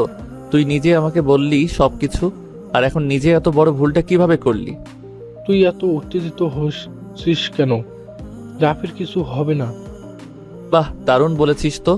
আসাদ ক্যান্টিনে থেকে হনহন করে বেরিয়ে গেল। আসাদের পিছু পিছু বাকিরাও গেল। পিছনের গেটের কাছে গিয়ে দেখে কেউ নেই। সম্পূর্ণ ভার্সিটি খুঁজেও রাফি এবং প্রাপ্তির কোনো হদিশ পাওয়া গেল না। নাম্বারও বন্ধ দেখাচ্ছে। আসাদ ক্ষিপ্ত কণ্ঠে সিফাতকে বলে, রাফি কই? এই একই প্রশ্ন তো আমারও। তুই থাকতে এটা কিভাবে হলো? তোর কি আর একটু সাবধান হওয়া উচিত ছিল না? অনন্যা আসাদের কাঁধে হাত রেখে শান্ত গলায় বলে, একটু শান্ত হও। রাফি হয়তো প্রাপ্তির সাথে কথা বলে কোনো কাজে গেছে, কাজ শেষ হলে ফিরে আসবে। কাজে গেলে ফোন বন্ধ কেন? নেটওয়ার্ক প্রবলেম হতে পারে না? আসাদ আর কিছু না বলে ভার্সিটি থেকে বেরিয়ে যায়। অনন্যাও গেল পিছু পিছু। সিফাত বাকিদের চলে যেতে দেখে বলে নিজেও বের হয়ে যায়। সবাই বাসের জন্য অধীর আগ্রহে দাঁড়িয়ে আছে। রাস্তার এক পাশে যানজটের এই শহরে বাস কখন আসবে তার কোনো নিশ্চয়তা নেই। হঠাৎ ম্যানহলের ঢাকনা খুলে একজন লোক বেরিয়ে আসলো। সবাই হাসতে হাসতে নাচেহাল। লোকটার পরনে সাদা গেঞ্জি, কালো কোটি এবং কালো প্যান্ট, মাথায় ঘন কোকড়া চুল। হাসতে থাকা মানুষগুলোর সামনে গিয়ে লোকটা বলে। উত্তরে একটা লোক নিজের হাসির পরিমাণ খানিকটা বাড়িয়ে দিয়ে বলে, সরকার এত সুন্দর রাস্তা বানিয়ে দিল, সেটা থাকতে আপনি ম্যানহলের ভিতরে কেন? কিছুটা দূর আগাতেই ফোনটা বেজে ওঠে। কল রিসিভ করে বলে, কোথায় তুমি? মুই তো শাহবাগ আইতেছিলাম। এখন শাহবাগ কেন? বোঝে না কে আইছি। সারাদিন ওই বাল নিয়েই থাকো। কোথায় কি হয় তার খবর তো রাখো না। কি হইছে বাগনা? এত চেতা আইসো কিল্লাইগা? রাফির কোনো হদিশ পাওয়া যাচ্ছে না, খোঁজ লাগাও। আজকের মধ্যে ওকে আমার চাই। আচ্ছা, মুই দেখতে আছি, তুই চিন্তা করিস না। কথা বলা শেষ করে লোকটা নিজের কল লিস্ট থেকে একটা নাম্বার বের করে কল লাগায়। এ তুই কেমনে আছো? ওই মামা, আমি তো অফিসে আছি। তুই তাই অফিসেই থাক, মুই আইতাছি। হঠাৎ অফিসে আসবে, কোনো কাজ ছিল নাকি? আইয়া কমুনে। আচ্ছা। কল কেটে পুনরায় রওনা দেয় মগবাজারের উদ্দেশ্যে। অফিসে পৌঁছে লোকটা ভিতরে গিয়ে দেখে সবাই তাস খেলা এবং হাসি ঠাট্টায় ব্যস্ত। টেবিলের উপরেই চাপড় মেরে কর্কশ গলায় বলে, তোকে কি এইগুলো করার লাইগা রাখছি নাকি? কোন জায়গায় কি হয় হেয়ার খবর তো রহ না, খালি মজমা নিয়ে থাকো না। একজন বসা থেকে উঠে কিছুটা আগ্রহ নিয়ে বলে, মাজমা কি মামা? নাটক করো মোর লাগে, জানো না তোরা? জানলে কি আর জিজ্ঞেস করতাম বলো। মজমা মানে মদ জোয়া, মাইয়া মানুষ। ছেলেটা দুই হাতে নিজের কান চেপে ধরে বলে, তোমার এই কথা শোনার আগে আমি বধির হয়ে গেলাম না কেন? অভিনয় একটু কম করো বজ্জত, নইলে উল্টা মাইরা দাঁত কয়টা ভাইঙ্গা দিন। ওকে মামু। বেটকি মাইরো না, যে কামে লাইগা রাইছি হিয়া হন। বলো না। রাফি নাকি নিখোঁজ, ভাইগনা মোরে ফোন দিয়েছিলে। তোগো ওফার নাকি দায়িত্ব আছিল গো, তোগো ওফার নাকি দায়িত্ব আছিল ওগো, দেখা হইন না রাইখাত। মামা, ভাই তো আমাদের বলেছিল আশাদের উপরে নজর রাখতে, রাফির ব্যাপারে তো কিছু বলেনি। তোমাকে কই নাই, হেয়ার পানে তোমরা করো নয়, হাততালি দি মই। কেউ কিছু বলছে না, নিশ্চুপ দাঁড়িয়ে রয়েছে। মামা অবাক। মামা আবার বলে, হন সবাইরে কামে লাইগা যাইতে কোন, যত তাড়াতাড়ি পারো রাকিবরে খুঁজা বাইর করো, নইলে ভাগনা যে কি করবে হেয়া কিন্তু মই কইতে পারি না। আচ্ছা মামা, তুমি নিশ্চিন্ত থাকো, আমরা দেখছি কি করা যায়। তোকে জ্বালায়ার চিন্তা তো তাহার কোনো কায়দা আছে নাই আই। গেছিলাম দুই ব্যাগ মারমো বইলা, কিন্তু বাইক না ফোনটা দিয়েছে এমন সময়। আহারে, তুমি তাহলে যাও খাইতে, আমরা কাজে গেলাম। ছেলেগুলো রুম থেকে বেরিয়ে গেলে মামা একটা চেয়ার টেনে বসে পড়লেন, কপালে হাত দিয়ে বলেন, একলা গাইমা গেছি রে, বুড়া আইছি, এত কাম কইরা যাই। আচমকা নিজের জিভ দাঁত দিয়ে কেটে বলেন, ও মা, ইয়া মই কি কই, মুই তো এখনো জোয়ান, বইটা কেমনে হইলাম? এখনো তো বাইকনার লাইগা এত মামি আনতে আইব, মোরবা দোষ কোথায়? এত প্রেশার দিলে কি মাথা ঠিক থাকেনি? মামা নিজেই নিজের সাথে বকবক করতে ব্যস্ত হয়ে পড়লেন। আসাদ ড্রয়িং রুমে পায়চারি করছে, সিফাত এবং অনন্যাও আছে অবশ্য। অনন্যা আসাদকে শান্ত করতে না পেরে নিজের চুপটি মেরে বসে আছে সোফার উপরে। সিফাত বলে বলে ক্লান্ত হয়ে গেছে যে রাফি ফিরে আসবে, ওর কিছু হবে না। কিন্তু আসাদ মানতে নারাজ। সচক্ষে রাফিকে দেখা না অব্দি আসাদের মনে শান্তি মিলবে না। দুপুরেও কিছু খায়নি ছেলেটা। আসাদ না খাওয়ায় সিফাত এবং অনন্যার পেটেও কিছু পড়েনি, মুখটা শুকিয়ে গেছে চিন্তায় চিন্তায়। আসাদের লোকজনও কোনো খোঁজ পাচ্ছে না। কিছুক্ষণ পরে ডোর বেল বাজলে আসাদ গিয়ে গেট খুলে দেখে রাফি দাঁড়ালো। মাথায় ব্যান্ডেজ প্যাঁচানো আছে, ব্যান্ডেজের কোনা দিয়ে রক্ত বের হচ্ছে চুইয়ে চুইয়ে। রাফিকে আসাদ নিজের বুকের সাথে মিলিয়ে নিয়ে বলে, ঠিক আছিস তো ভাই? কতটা চিন্তায় ফেলেছিলি জানিস, দম বন্ধ হয়ে আসছিল। রাফি নিজেকে ছাড়িয়ে নিয়ে বলে, আরে আমার কিছু হয়নি, জাস্ট মাথায় একটু চোট লেগেছে। কিভাবে হলো এসব? নিশ্চয়ই প্রাপ্তির কাজ, তাই না? ভিতরে চলো, সব বলছি। দাঁড়িয়ে থাকতে পারছি না, মাথা প্রচন্ড ব্যথা। চল চল।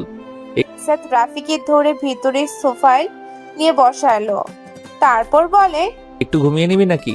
তাহলে মনে হয় আরাম লাগবে। মাথায় প্রচন্ড ব্যথা। না, লাগবে না, আমি ঠিক আছি। তোর এই অবস্থা হলো কিভাবে? প্রাপ্তি করেছে, তাই না? ওকে তো আমি মেরেই ফেলবো। আসাদ উত্তেজিত হলে রাফি শান্ত গলায় বলে, আরে না, প্রাপ্তি কিছু করেনি। প্রাপ্তি তো তোকে ক্যান্টিনের পিছনের গেটে নিয়ে গেছিল।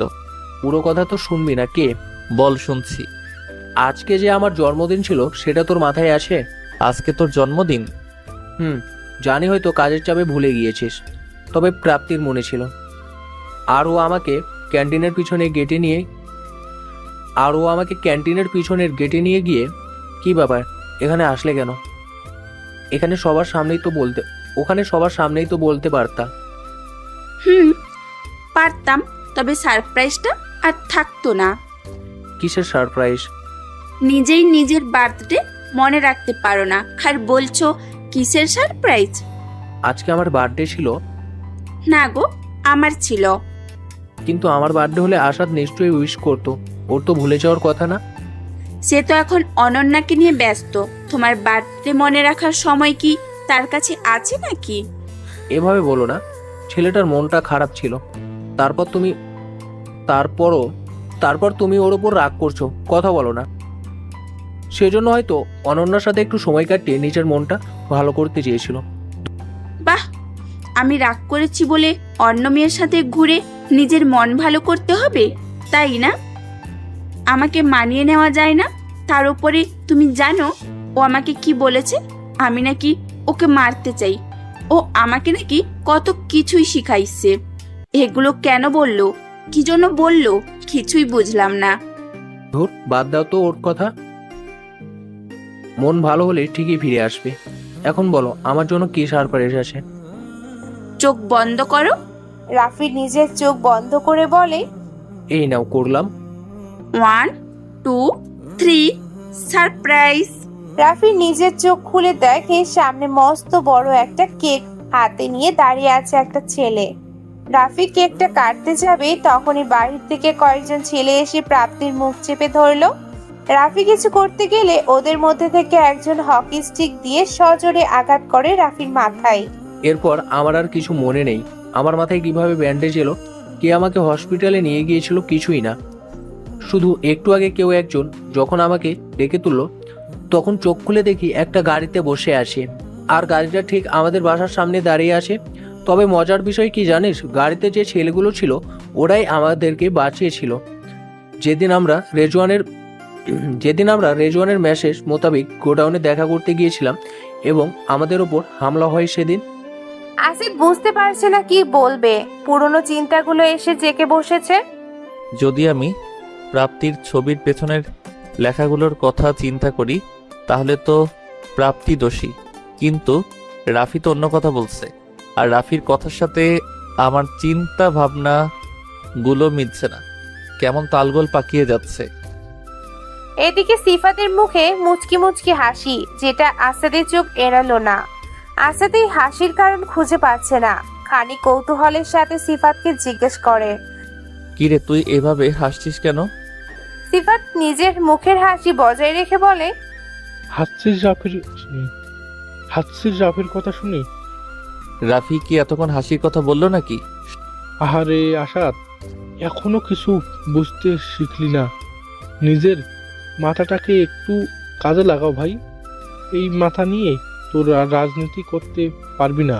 সবসময় এত পেঁচানো কথা বলবি না তো, যা বলার খোলাখুলি স্পষ্টভাবে বলবি। না, আমি সবকিছু বলতে পারবো না। যদি আমি সবটা বলে দেই তাহলে তোর কি কাজ? আমার পক্ষে যতটুকু বলা সম্ভব ছিল বা যতটুকু করা সম্ভব ছিল আমি করেছি, বাকিটা তুই নিজেই করে নে। হ্যাঁ, যদি তোর সাহায্য লাগে তবে আমি আছি, কিন্তু তোকে তোর লক্ষ্য পৌঁছে দেব। সরি রে, আমি পারবো না। নিজের লক্ষ্য তুই নিজেই পৌঁছে যাবি। যতটুকু করা সম্ভব বলতে বুঝলাম না ঠিক। কিছু না। আচ্ছা, তোরা থাক আর রাফি এক কাজ কর, একটু ঘুমিয়ে নে, তাহলে ভালো লাগবে। শরীরের দুর্বলতা কেটে যাবে। আমি একটু বাইরে থেকে আসছি, ছোট একটা কাজ আছে। যা।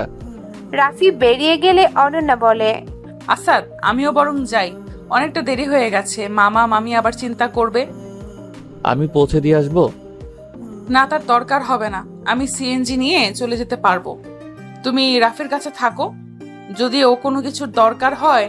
আর হ্যাঁ, যে কোনো প্রয়োজনে সবার আগে ফোনটা যেন আমার কাছে আসে, কথাটা মাথায় রেখো।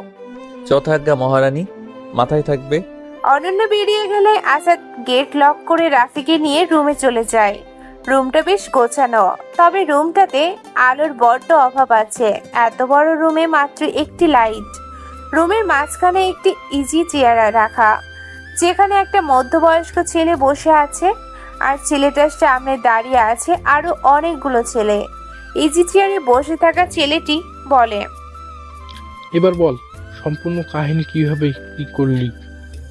সামনে দাঁড়িয়ে থাকে ছেলেগুলোর মাঝে একটা ছেলে বলতে আরম্ভ করে, ভাই, রফিককে আমরা একটা পুরাতন গোডাউনের থেকে উদ্ধার করি। ও সেখানে অজ্ঞান অবস্থায় ছিল। এরপর ওকে আমরা হসপিটাল নিয়ে যাই এবং প্রাথমিক চিকিৎসা করে বাসায় রেখে আসি, এতটুকুই। তবে গোডাউনে আমরা অন্য কাউকে খুঁজে পাইনি। কিন্তু রাফি যে বলল প্রাপ্তিকেও ওর সাথে নেওয়া হয়েছে, তাহলে তো গোডাউনে প্রাপ্তিও থাকার কথা। পুরো গোডাউনে রাফি ছাড়া একটা কাকপক্ষ ছিল না। ছেলেটার কথা শুনে ইজি চেয়ারে বসে থাকা ছেলেটি উঠে দাঁড়ায় এবং কোনো কথা না বলে হাসতে হাসতে রুম থেকে বেরিয়ে যায়। সিফাত রাস্তা দিয়ে হাঁটছে আর আসাদকে ফোন দিচ্ছে, কিন্তু আসাদ ফোন তুলছে না। উপায়ন্তর ফোনটা পকেটে রেখে সিফাত বাসার দিকে হাঁটতে আরম্ভ করে। বাসার সামনে গিয়ে কলিং বেল প্রেস করলে কিছুক্ষণ পর আসাদ এসে দরজা খুলে দেয়। আসাদের চোখের ঘুম ঘুম ভাবটা কাটেনি। রাত হাত দিয়ে চোখ ডলতে ডলতে বলে, কি রে, এত দেরি করে এলি যে? তুই না বললি একটু পরে চলে আসবি? আমার কথা রাখ। তোকে যে এতগুলো ফোন দিলাম, ধরলি না কেন? কখন ফোন দিলি তুই? এই তো কিছুক্ষণ আগে। তাহলে হয়তো ঘুমানো ছিলাম, তাই শুনতে পাইনি। আচ্ছা, তোর সাথে আমার কথা আছে। যা, ফ্রেশ হয়ে ড্রয়িং রুমে যা, আয়। আচ্ছা তুই বস, আমি চোখে মুখে পানি দিয়ে আসছি। সিফাতকে ড্রয়িং রুমে বসিয়ে আসাদ ওয়াশরুমে গিয়ে চোখে মুখে পানি দিয়ে সিফাতের পাশে এসে বসে এবং বলে, বল কি কথা? প্রাপ্তির কোনো খোঁজ পেলি? না, প্রাপ্তির ফোন তো বন্ধ।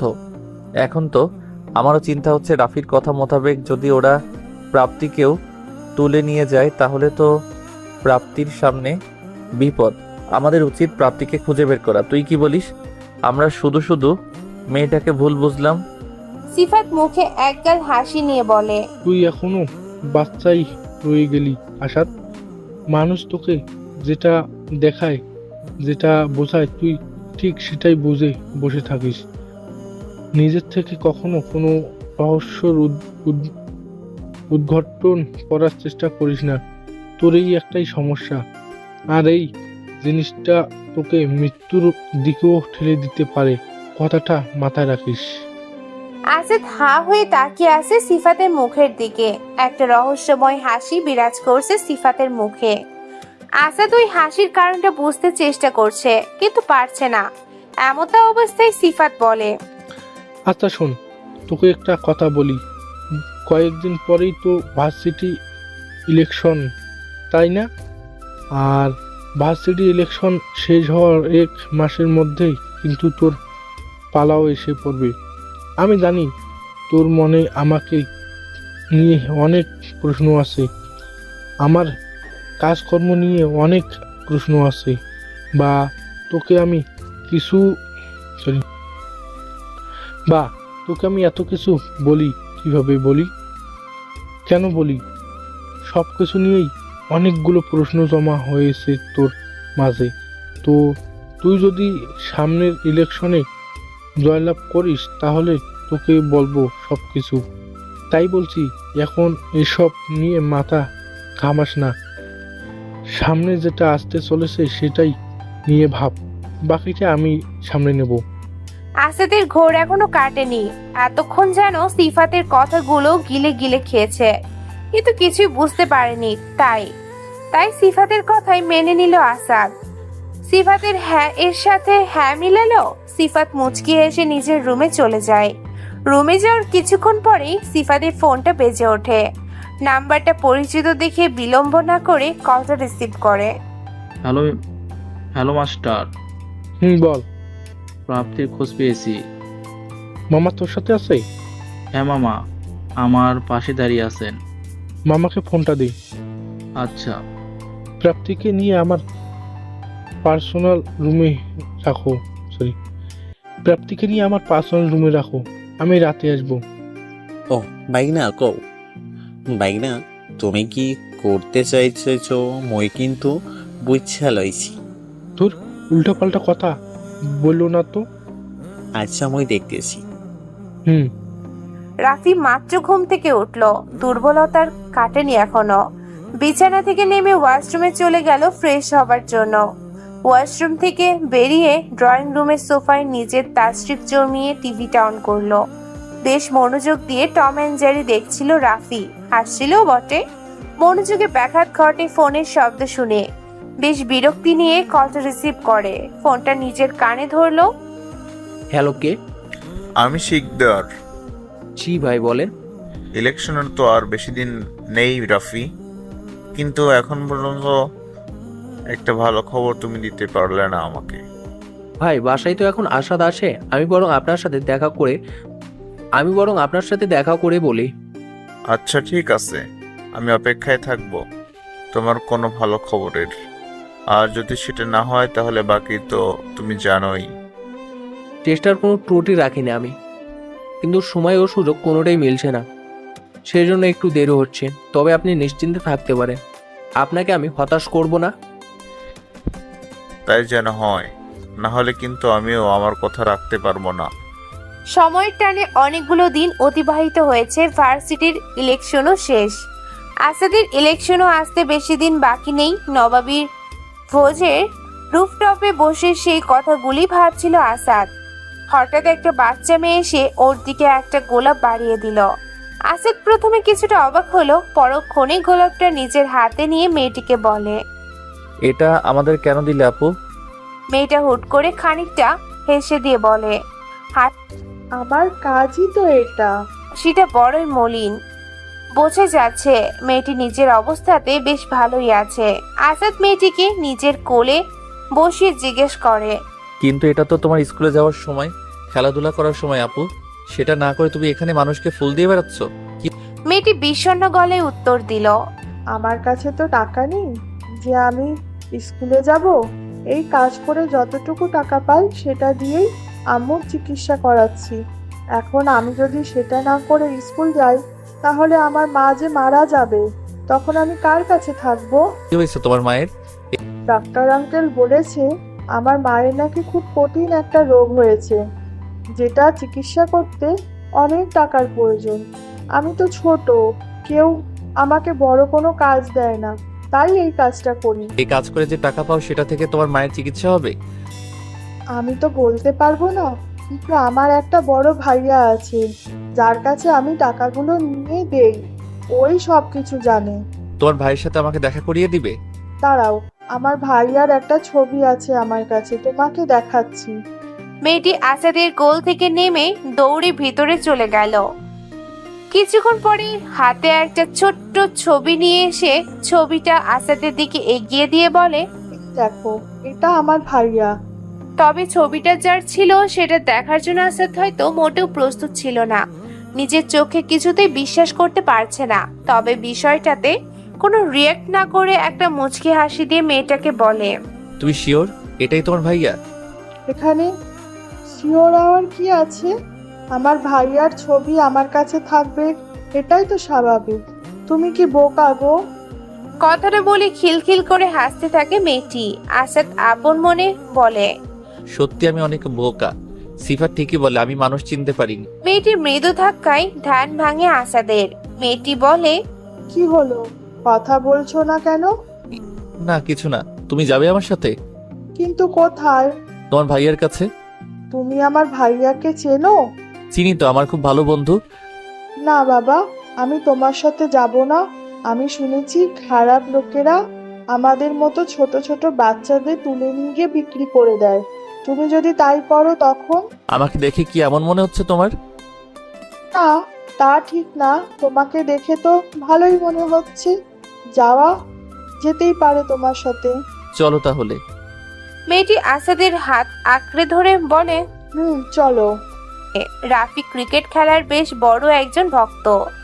খেলা চলাকালীন সময় দুনিয়া ওলটপালট হয়ে গেলেও রাফির কোনো হুঁশ থাকে না। ভাইয়া! একটা পরিচিত মেলি কণ্ঠস্বরের আওয়াজে রাফি চমকে উঠল। পাশে তাকিয়ে দেখে তুলি দাঁড়িয়ে, মুখে বিরল হাসি। সোফা থেকে নেমে মাটিতে হাঁটু গেড়ে বসে বলে, তুলি, তুই এখানে কিভাবে এলি?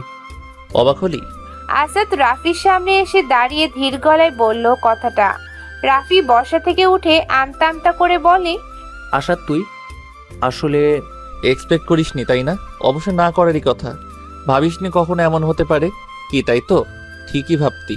তবে আজকে ভাগ্যটা হয়তো তোর সাথে ছিল না, সেজন্যই আমার তুলির সাথে দেখা হয়ে গেল। তুলিকে আমি অনেক দিন দেখতে চেয়েছি, এমনকি তোর গ্রামেও যেতে চেয়েছি, কিন্তু তুই আমাকে দেখাসনি, এমনকি তোর বাড়িতেও নিয়ে যাসনি। কেন করেছিলি সেগুলো? যাতে নিজের বোনকে নিয়ে ব্যবসা করতে পারিস? রাফি উচ্চ গলায় বলে, কি সব যাতা বলছিস? ব্যবসা মানে কি? হ্যাঁ, ব্যবসা নয় তো কি? যে বয়সে মেয়েটা স্কুলে যাবে, খেলাধুলা লড়বে, তা না করে ও কি করছে? রেস্টুরেন্টে মানুষকে ফুল বিলাচ্ছে। বাহ, কি অসাধারণ চিন্তা ভাবনা তোর। এতই যখন টাকার দরকার ছিল তো আমাকে বলতি, আমি দিতাম। নিজের বোনকে দিয়ে এসব না করালেও পারতি। আমার 5-10 হাজার টাকা দরকার ছিল না যে তোকে বলবো।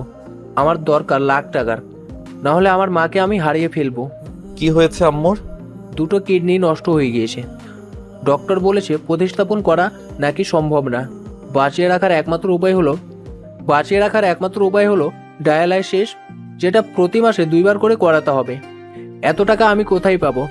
হাসালি রে রাফি, যাকে আমি মা বলে ডেকেছি তার এত বড় একটা অসুখ হয়েছে, আর সেটা তুই আমাকে একবার বললি না পর্যন্ত। তোর তো শুধু টাকার দরকার। আমি জীবন দিতেও ভাবতাম না। তোকে একটা কথাই বলবো, তুই সত্যি আমার যোগ্য একজন বন্ধু। তোর মতো বন্ধু পেয়ে আমি ধন্য। রাফি নিজের চোখের পানি ধরে রাখতে পারছে না। আসাদকে শক্ত করে জড়িয়ে ধরে বলে, মাফ করে দে আমাকে। সত্যি আমি বুঝতে পারিনি। জানিস, আমি না বুঝে কত বড় একটা অন্যায় করতে যাচ্ছিলাম। আসাদ রাফিকে নিজের থেকে ছাড়িয়ে নিয়ে বলে, কিসের অন্যায়? আমি শিকদারের সাথে হাত মিলিয়েছিলাম। শিকদার বলেছিল তাকে মারতে পারলে আমাকে 5 লাখ টাকা দিবে। আমার মাথা ঠিক ছিল না রে। আমি ওর প্রস্তাবে রাজি হয়ে যাই। তখন আমার মাথায় শুধু টাকার চিন্তা ছিল, অন্য কিছু ভাবার অবস্থায় ছিলাম না। আসাদ মুচকি হেসে জবাব দিল, সিফাত একটা কথা প্রায়ই বলে, শুনেছিস তো? আমি নাকি রাজনীতির রও বুঝি না। এখন মনে হচ্ছে হি ইজ রাইট। আমি বোকা, আসলেই বুঝি না কিছু। রাজনীতি আমার জন্য না। আজকে সেটা তুই বুঝিয়ে দিলি, শুক্রিয়া। আসাদ শোন। রাফির সম্পূর্ণ কথা না শুনেই আসাদ তুলিকে নিয়ে বেরিয়ে যায়। আসাদ বাইক চালাচ্ছে আর তুলি পিছন থেকে শক্ত করে জড়িয়ে ধরে আছে আসাদকে। এক পর্যায়ে আসাদ প্রশ্ন করে, আমাকে রাজনীতি শেখানোর জন্য আমি কৃতজ্ঞ। আম্মু কোন হাসপাতালে ভর্তি আছে জানো আপু? জানি তো, আনোয়ার মেডিকেল 3 তলা 312 নম্বর রুমে। বাহ, তুমি দেখি সব জানো। জানবই তো, আমি কি আর ছোট আছি নাকি? আমি বড় হয়ে গেছি, অনেক বড় হয়েছো। তাই না? আচ্ছা, তুমি আর ভাইয়া তখন রেগে রেগে কথা বলছিলে কেন? ভাইয়া কি কোনো ভুল করেছে? না, তোমার ভাইয়া কোনো ভুল করেনি, ভুল আমি করেছি। কি ভুল করেছো তুমি? তোমার আম্মুকে আমি নিজের আম্মু ভেবেছি, এটাই আমার ভুল। একটা ভুল কিভাবে? এটা ভুল কিভাবে? এটা তো ভালো। আমার এখন 2টো বড় ভাইয়া আছে। আসাদ তুলির কথার কোনো জবাব না দিয়ে নীরবে একটা মুচকে হাসি দিল। আম্মু আম্মু, দেখো কে এসেছে। তুলির ডাকে ঘুম ভাঙে সেলিনা বেগমের। মিটমিট করে তাকিয়ে দেখেন তুলি ওনাকে ডাকছে, আর পাশে আসাদ দাঁড়িয়ে। আসাদকে দেখে ওনার মুখ জুড়ে হাসি খিলখিল করে ওঠে। একটা হাত আসাদের দিকে বাড়িয়ে দিলে আসাদ হাতটা আঁকড়ে ধরে। উনি কর্কশ গলায় বলেন, জানো, আমি রাফিকে কতবার বললাম আসাদকে নিয়ে আসিস। ও শুধু বলে তুমি নাকি অনেক ব্যস্ত, আসতে পারবে না। তুমি বলো, মায়ের সাথে দেখা করতে এলে কি ব্যস্ততা থাকে? আসলে আমি দেশের বাইরে ছিলাম, তাই আসতে পারিনি, কিন্তু এখন থেকে প্রতিদিন এসে তোমার সাথে গল্প করে যাব। আসাদের কথা শুনে সেলিনা বেগম আনন্দের হাসি হাসলেন। সে কি হাসি! মায়ের মুখের হাসির কাছে হয়তো দুনিয়ার সব সুখ তুচ্ছ। অন্যদিকে সিফাত প্রাপ্তির সামনে বসে আছে, হাত বাঁধা, পা বাঁধা অবস্থায়। বেশ অসহায় প্রাপ্তি এক মনে সিফাতের দিকে তাকিয়ে আছে, চোখ দিয়ে গিলে ফেলার উপক্রম। সিফাত নিজের চেয়ারটা হাত দিয়ে আরেকটু সামনে টেনে নিয়ে প্রাপ্তিকে বলে, কেমন আছো? প্রাপ্তি গলা ফাটিয়ে উত্তর দিল, মজা নিচ্ছিস তুই আমার সাথে?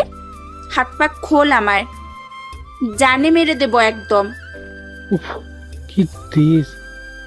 সত্যি অসাধারণ একটা চরিত্র তুমি। তোমার তো রাজনীতিতে থাকা উচিত। আমার কি মনে হয় জানো, আসাদ ভুলে রাজনীতিতে চলে এসেছে। ওর জায়গায় তুমি হলে হয়তো এতদিনে অনেক সফলতা অর্জন করতে পারতে। তুই কিন্তু এবার বেশি বাড়াবাড়ি করছিস। আমাকে এভাবে বেঁধে রাখার কারণ কি? তোর কোন পাকা ধানে মই দিয়েছি আমি? শুধু শুধু আমার পথের কাঁটা কেন হচ্ছিস? উত্তরটা হলো, তুমি আমার কোনো পাকা ধানে মই দাওনি, তবে আমার ভাইয়ের পাকা ধানে মই দিয়েছো। আর নিজের ভাইয়ের ক্ষতি কিভাবে সহ্য করি বলো? কে তোর ভাই? সরি, কেন আসাদ? 2 দিন আগে পরিচিত হওয়ার একটা ছেলে তোর ভাই। How funny! আগে কি কমেডিয়ান ছিলি নাকি? তা ঠিক না, তবে তুমি আসাদকে মারার জন্য যে জগতে পা দিয়েছো, সেই জগতের বাদশা আমি। মানে? মাস্টারের নাম শুনেছো কখনো? আন্ডারওয়ার্ল্ডের মাস্টার? হুম। না শোনার কি আছে, তবে কেউ নাকি কখনো দেখেনি ওনাকে। সামনে আসলে না দেখবি। মাস্টার নামটা শুধু শুধু সবাই ভয় পায় না। মাস্টার একটা ব্র্যান্ড। মাস্টার নামটা ভালো মানুষদের জন্য যেমন আনন্দের কারণ, ঠিক তেমনি খারাপদের জন্য ভয়ের আভা। আমার কাছে ছোট একটা প্রশ্ন, যদি মাস্টার তোকে কখনো মেরে ফেলতে চায় তাহলে তুই কি করবি? হাসালি, আমাকে মারতে এলে ও নিজেই ফেরত যেতে পারবে না, জিন্দা কবর দিয়ে দিব। তাই? কোনো সন্দেহ আছে? Yahoo, obviously. মাস্টারকে এনে দে, তোর সন্দেহ দূর করে দেব। এই তো সামনে বসে আছি, মারো। সিফাতের কথাই হতভম্ব হয়ে যায় প্রাপ্তি। সিফাতের মুখে এমন কোনো কথা হয়তো ও আশা করেনি, করবেই বা কিভাবে। 2 দিন আগে আসা একটা ছেলে যে কিনা আসাদের ছায়ার তলে পড়ে থাকতো, সে নিজেকে মাস্টার পরিচয় দিচ্ছে। সেই মাস্টার যার নামে সম্পূর্ণ আন্ডারওয়ার্ল্ড চলে, যাকে কেউ কখনো চোখে দেখেনি, হঠাৎ কেউ এসে নিজেকে মাস্টার বলে দাবি করলে চমকানোটা তো স্বাভাবিক। প্রাপ্তি খানিক অট্টহাসি হেসে বলে, তোর কি মনে হয় আমি এখন মজা করার মুডে আছি? তোর কমেডি তুই সার্কাসে গিয়ে শোনাবি, ওকে? অনেক ইনকাম হবে, তবে আমাকে নয়। সিফাত মুখে একটা মুচকি হাসির রেখা টেনে বলে, you thanks, you are good at politics, then you good know when things I am the maker of roast politics. Sifat বসা থেকে উঠে পকেট থেকে একটা সুইচ গিয়ার বের করে বলে, this is for you. I don't think that I could wait a bullet on you to an ungrateful person. ছটফট করতে করতে প্রাণ হারে প্রাপ্তি। রুম থেকে বেরিয়ে যেতে যেতে সিফাত মামাকে বলে, Person. মামা, হ বাইগনা কও। লাশের সাথে কি করতে হবে আশা করি জানো তুমি? হেয়া আবার কইতে, তোমারে ছবি পাঠাই দিব, আনে তুমি যাও। সিফাত কোনো উত্তর না দিয়ে হাসতে হাসতে বেরিয়ে গেল। ন্যাশনাল পার্কের একটা বেঞ্চিতে বসে আছে আসাদ এবং সিফাত। আসাদ সিফাতের দিকে তাকিয়ে জিজ্ঞেস করে, আমাকে এখানে আনলি কেন? কিছু কথা বলার জন্য। সেটা তো বাসাতেও বলা যেত। এত দূর আসার কি দরকার ছিল? দরকার আছে বলেই তো আসলাম। আচ্ছা বল, কি কথা? তোর রাজনীতিতে আসার কারণ জানতে চাই আমি। শুনবি? বল। আমার বাবা একজন সুনামধন্য এমপি ছিলেন। আমি তখন অনেক ছোট। আমার পরিবারে আমি, আমার একটা বড় ভাই, আব্বু আর আম্মু ছিলাম। ছোট হওয়ার সুবিধার্থে আদর অনেকটা বেশি পেতাম বড় ভাইয়ের তুলনায়। তো একদিন সকালে আমি বায়না ধরি ঘুরতে যাব বলে। বাবাও উপায়ন্তর না পেয়ে রাজি হয়ে যায়, কারণ সেদিন ওনার কোনো কাজ ছিল না। তাই আমরা 4 জন মিলে চলে আসি গাজীপুর ন্যাশনাল পার্কে। ঠিক এইখানটাতেই বসেছিলাম আমরা। অপোজিশন পার্টির চেয়ারম্যান ছিলেন আসলাম শিকদার। পরপর 2 বার বাবার কাছে হেরে যাওয়া গ্লানিটা সে মেনে নিতে পারেনি, তাই সুযোগ পেয়ে ওই দিন হামলা করে আমাদের উপরে। বাবা মা তো মারা গিয়েছিলেন, তবে আমি আর ভাই বেঁচে গিয়েছিলাম। আমাদের তাড়া করার এক পর্যায়ে আমি আর ভাই আলাদা হয়ে যাই। আমি ভাগ্যক্রমে বেঁচে গিয়েছিলাম, তবে ভাইয়ের সাথে আর কখনো দেখা হয়নি। আমি তো এটাও জানি না ও বেঁচে আছে কিনা। এটাই আমার জীবনের ছোট্ট একটা গল্প, আর এই গল্পটাকে সমাপ্ত করতেই আমার রাজনীতিতে আসা। আসলাম শিকদারকে মারাই আমার মূল লক্ষ্য। হ্যাঁ, মারতে তো আমি এক্ষুনি পারি যদি চাই, তবে না, ওকে আমি পাওয়ার দিয়ে মারবো, কাঁটা দিয়ে কাঁটা তোলা। মজার বিষয় হলো, আমি যাকে সবচেয়ে বেশি বিশ্বাস করতাম সেই রাফি আমাকে শিকদারের সাথে হাত মিলিয়ে মারতে চেয়েছিল। রাজনীতির বিষয়টা কি জানিস? মনে কর আমার এক হাতে এক কাপ চার আর অন্য হাতে একটা বিস্কুট। এক কাপ চায়ের আমি একটু খেলাম আর বিস্কুটটাকে একটু খাওয়ালাম। এটা হলো মানবতা। এবার সেই বিস্কুটটাকে আমি খেয়ে ফেললাম। এটা হলো রাজনীতি। রাজনীতিতে নিজের ছায়াকেও বিশ্বাস করতে নেই। সেটা হাড়ে হাড়ে টের পাচ্ছি। এবার আসি তোর প্রশ্নের উত্তরে। আমি কেন তোকে সাহায্য করি বা আমি এত কিছু কিভাবে জানি? হ্যাঁ, তোর কাছে সেই পার্সেল আসা থেকে শুরু করে সব কিছুই আমার করা। মাস্টারের নাম তো শুনেছিস? সবাই তো চেনে, তবে শুধু নামে, চেহারাই নয়। চেহারা কেউ দেখেনি। আমি সেই মাস্টার, আর তোর বড় ভাই। দেখ সিফাত, এখন আমি মজা করার মুডে নেই। তোর বড় ভাইয়ের বাম হাতে একটা জন্মদাগ ছিল, নিশ্চয়ই তোর মনে আছে। তুই জানলি কিভাবে? সিফাত নিজের বাম হাতটা আসাদের দিকে এগিয়ে দিয়ে বলে। দেখো তো, এটা সেই দাগ কিনা? আসাদ অবাক হয়ে কিছুক্ষণ তাকিয়ে থাকে সিফাতের দিকে। আসাদের অবাক চাহনি স্পষ্ট বলে দিচ্ছে নিজের হারানো ভাইকে খুঁজে পাবার আনন্দ। সিফাত জড়িয়ে ধরে কান্নারত অবস্থায় বলে, তুই এতদিন আমার সাথে ছিলি, অথচ আমি চিনতে পারিনি। সিফাত আসাদকে নিজের থেকে ছাড়িয়ে নিয়ে বলে, থাকার কান্না করতে হবে না, চল অসমাপ্ত কাজটা সেরে ফেলি। হাত দিয়ে চোখের জল মুছে, কি কাজ? সিকান্দারের প্রাণ নেওয়া। তার আগে প্রাপ্তির সাথে আমার বোঝাপড়া আছে। প্রাপ্তি তো নেই। কোথায় গেছে? সরি, হাওয়া মিলিয়ে দিয়েছি। তাহলে চল, বাকি কাজটার জন্য আর সময় নষ্ট করে কি হবে? নামের খোঁজে বেনামি। আপনারা ভালো থাকবেন, সুস্থ থাকবেন। আজকের মতো বিদায় নিচ্ছি, ধন্যবাদ।